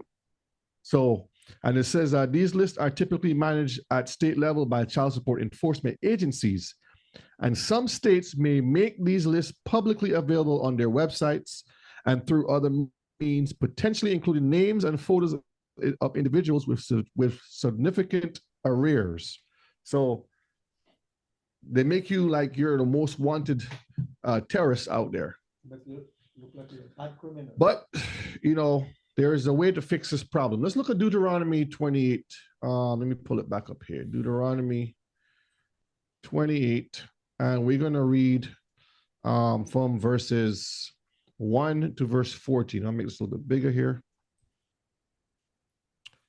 1 to 14. Go ahead. And it shall come to pass, if thou shalt hearken diligently unto the voice of your Elohim, to observe and to do all his commandments, which I command thee this day, that your Elohim will set thee on high above all nations on the earth. So when it says it shall come to pass, this is still prevalent. The words are still alive. That means if I stop from my sinful ways, my wicked ways, and I turn around and I start serving the Most High in truth and spirit and keeping the law, statutes, and commandments, he says, it shall come to pass that when I keep his commandments, that the curse will be reversed. That's what it's basically saying. Continue. And all these blessings shall come on thee and overtake thee, if thou shalt hearken unto the voice of Yahweh thy Elohim. So listen to what the commandment is saying. Go ahead. Blessed shalt thou be in the city, and blessed shalt thou be in the field. Hallelujah. Blessed shall be the fruit of thy body, and the fruit of thy ground, and the fruit of thy cattle, the increase of thine kind, and the flocks of thy sheep. So you won't feel bad to have children or to build homes or to have life, because you're keeping the commandments. Now you can say, you know what, I understand that this system is a trap. And if they come knock at the door and says, I'm going to come take you, go ahead. Because the Most High is going to be in control with all of this. It's not like your mind has been broken down with vain understanding. Now you understand it. And the Most High is going to work on your behalf. Just like Joseph. Joseph was in the prison and he became what? The second in command. Anything can happen at any point because the Most High is in control. Continue, verse 5. Blessed shall be thy basket and thy store. Blessed shalt thou be when thou comest in, and blessed shalt thou be when thou goest out. So you're not going to be worrying like you normally would be worrying. Man, are they going to come looking for me? Let them come, because you're keeping the law, statutes, and commandments now. Go ahead. You shall cause thine enemies that rise up against thee to be smitten before thy face. They shall come out against thee one way and flee before thee 7 ways. So when they set these traps and these unjust weights and measures, it's going to come into your favor. The Most High is going to turn it around back on them. The point is we have to do our part, which is to be obedient. Okay, verses 8. You shall command the blessings upon thee in thy storehouses and in all that thou settest thine hand unto. And he shall bless thee in the land which you are thy Elohim giveth thee. Even in captivity. See, he's going to command that blessing on you. Because why? We are being obedient. We are doing what we're supposed to do. Just like how Jeremiah was in captivity, and he says, just humble yourself. You'll be a slave, and that's okay. You'll be a servant, but the Most High is going to take care of you. And what did the king do? No, I can't be a slave. I can't be a servant. And the whole thing went away. He was killed. All his sons, his children was killed because he couldn't understand and see what was going on. So if we be obedient and we start to listen, the Most High is going to work in our favor. Verses 10. Which one? Verse 9. Verse 9. You shall establish thee an holy people unto himself, as he had sworn unto thee, if thou shalt keep the commandments of Yahweh the Elohim and walk in his ways, and all people of the earth shall see that thou art called by the name of Yahweh, and they shall be afraid of thee. They're gonna be afraid to even mess with you. They're gonna say, every time we try to do something to that guy over there or those people over there, for some reason it's not sticking, no matter what I do. They're going to keep trying and trying and trying, and the Most High is going to keep taking you out of those positions and putting up hedges around you. Why? Because we are turning around from becoming sinners into obedient children of Israel. Verse 11. And you shall make thee plenteous in goods, the fruit of thy body, and the fruit of thy cattle, and in the fruit of thy ground, and in the land which you swear unto thy fathers to give thee. You shall open unto thee his good treasures, the heaven to give the rain unto thy land in his season, and to bless all the work of thine hand. And thou shalt lend unto many nations, and thou shalt not borrow. So we understand that right now we're living in a state where we are on the opposite side of this. But what I'm trying to encourage us tonight is once we start to follow the law, statutes, and commandments, we will start to end up on this side of Deuteronomy 28. We're going to start operating on the blessings versus the curses. Okay? Verses 13. And you shall make thee the head, and not the tail. And thou shalt be above only, and thou shalt not be beneath, if that thou hearken unto the commandments of Yahweh thy Elohim, which I command thee this day to observe and to do them.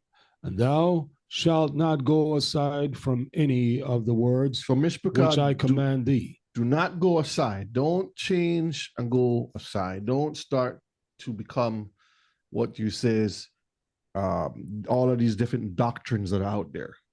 Don't start to follow the wide, broad way. Stick to the narrow Torah. Continue. If that thou hearken.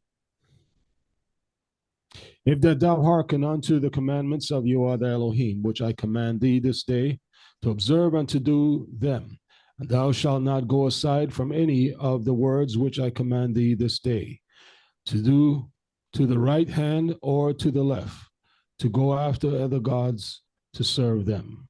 Hallelujah. Let's look at Proverbs. We almost finished, Mishpachah. Proverbs chapter 7. And let's read verses 1 and verses 2.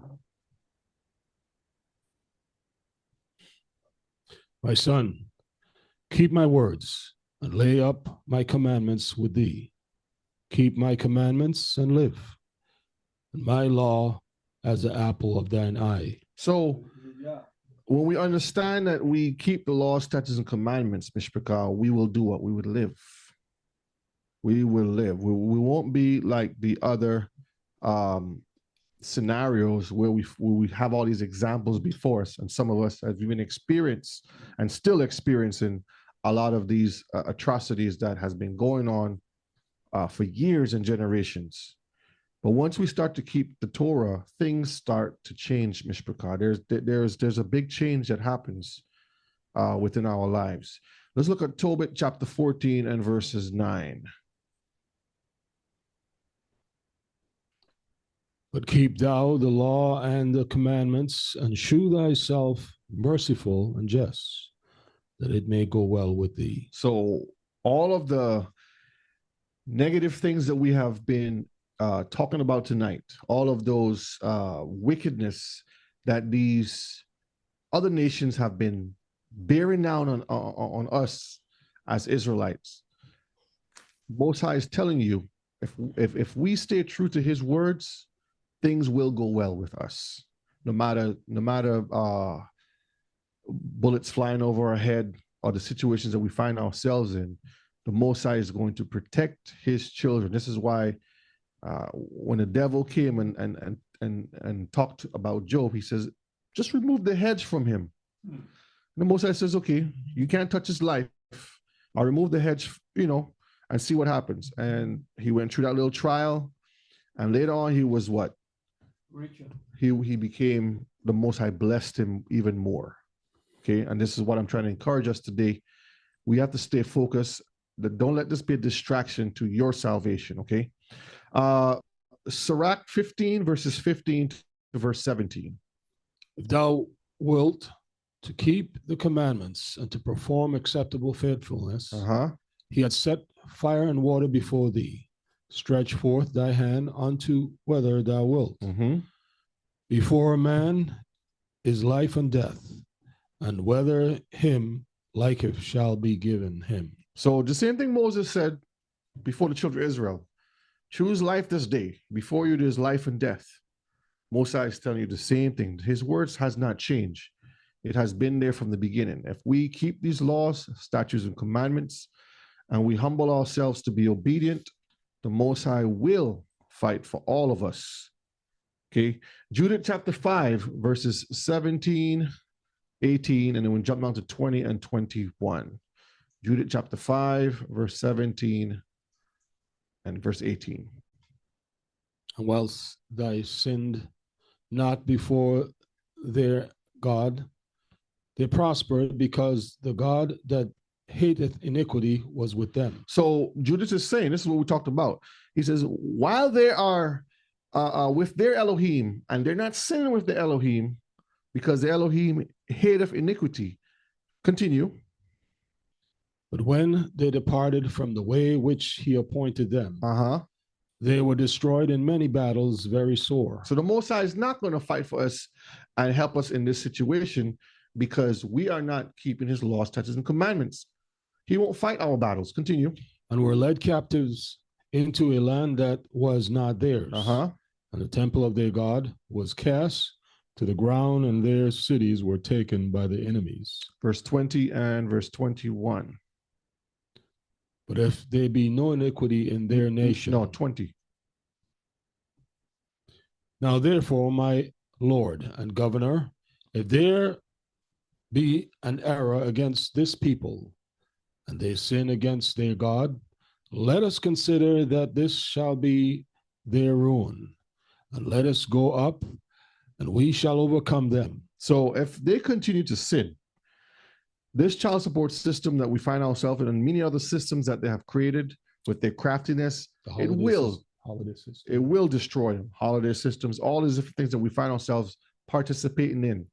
It says, now therefore, my Lord and Governor, if there be any error against people, if you want to find a way to keep them down, make them sin against their Elohim. Make them not keep the commandments and statutes. Let them celebrate Christmas and Easter. Let them eat pork. Let them go and abort their children. Let them join sororities. Let them run around and fornicate, and let them do all kinds of crazy stuff. And there, continue.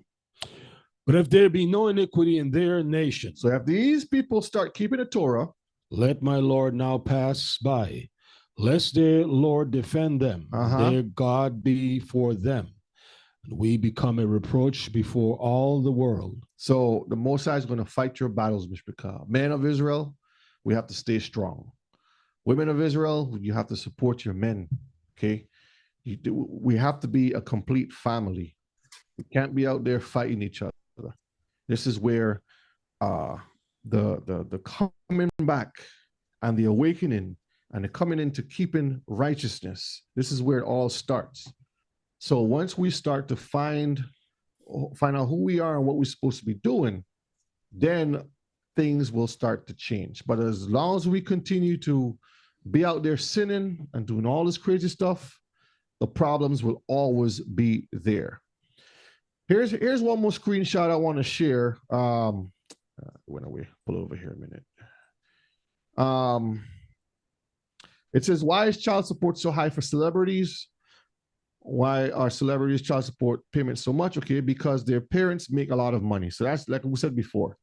Additionally, some states take the child's previous lifestyle into account when awarding child support in order to maintain that lifestyle.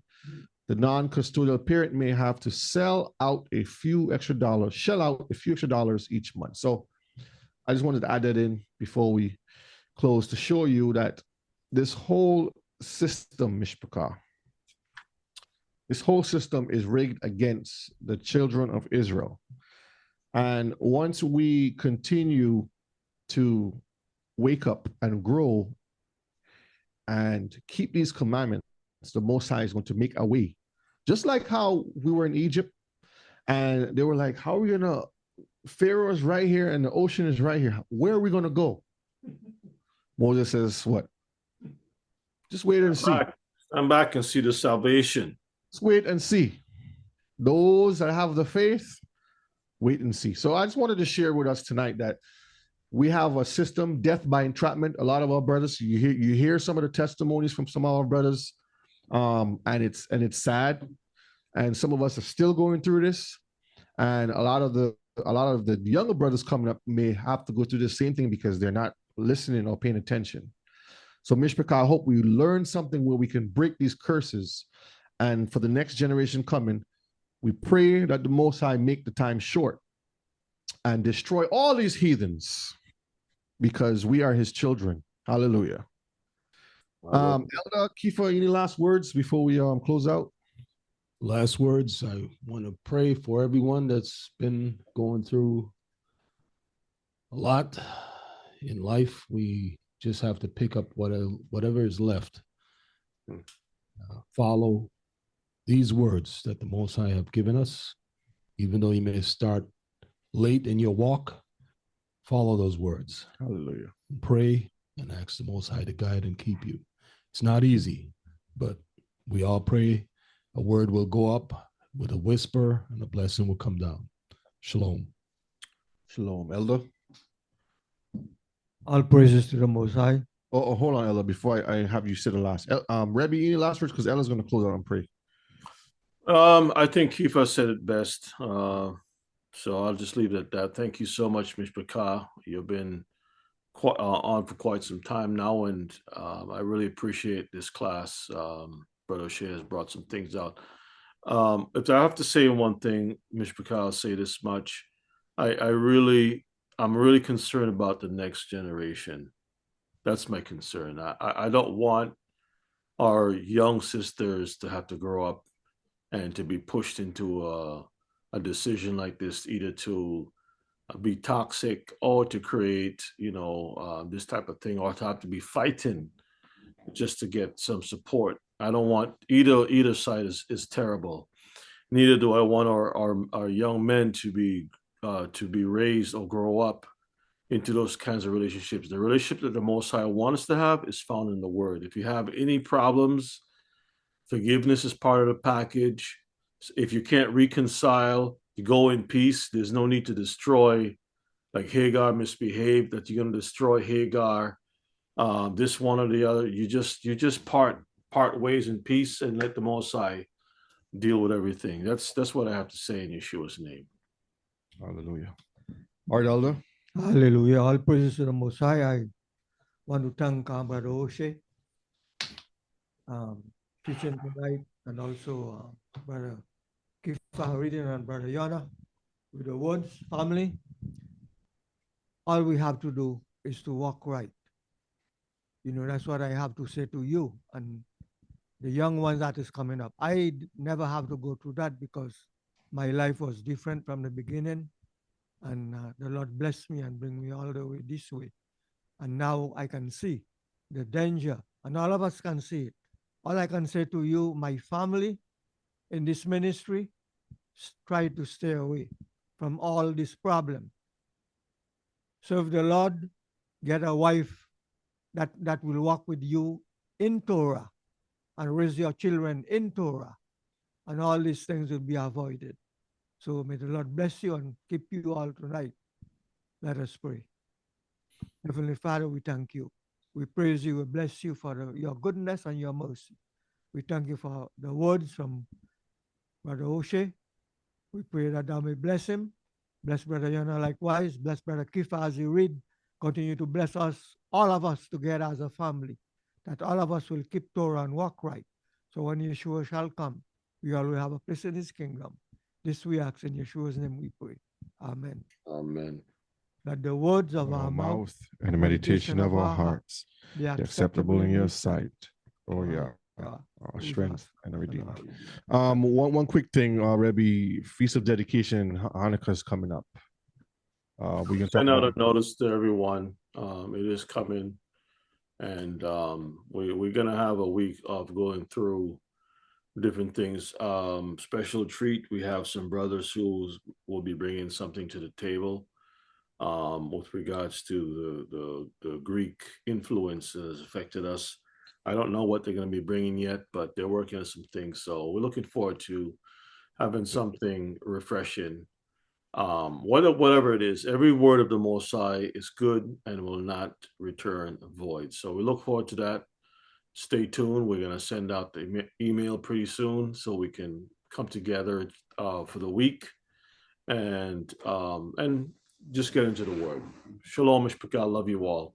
Shalom, Mishpachah. Shalom.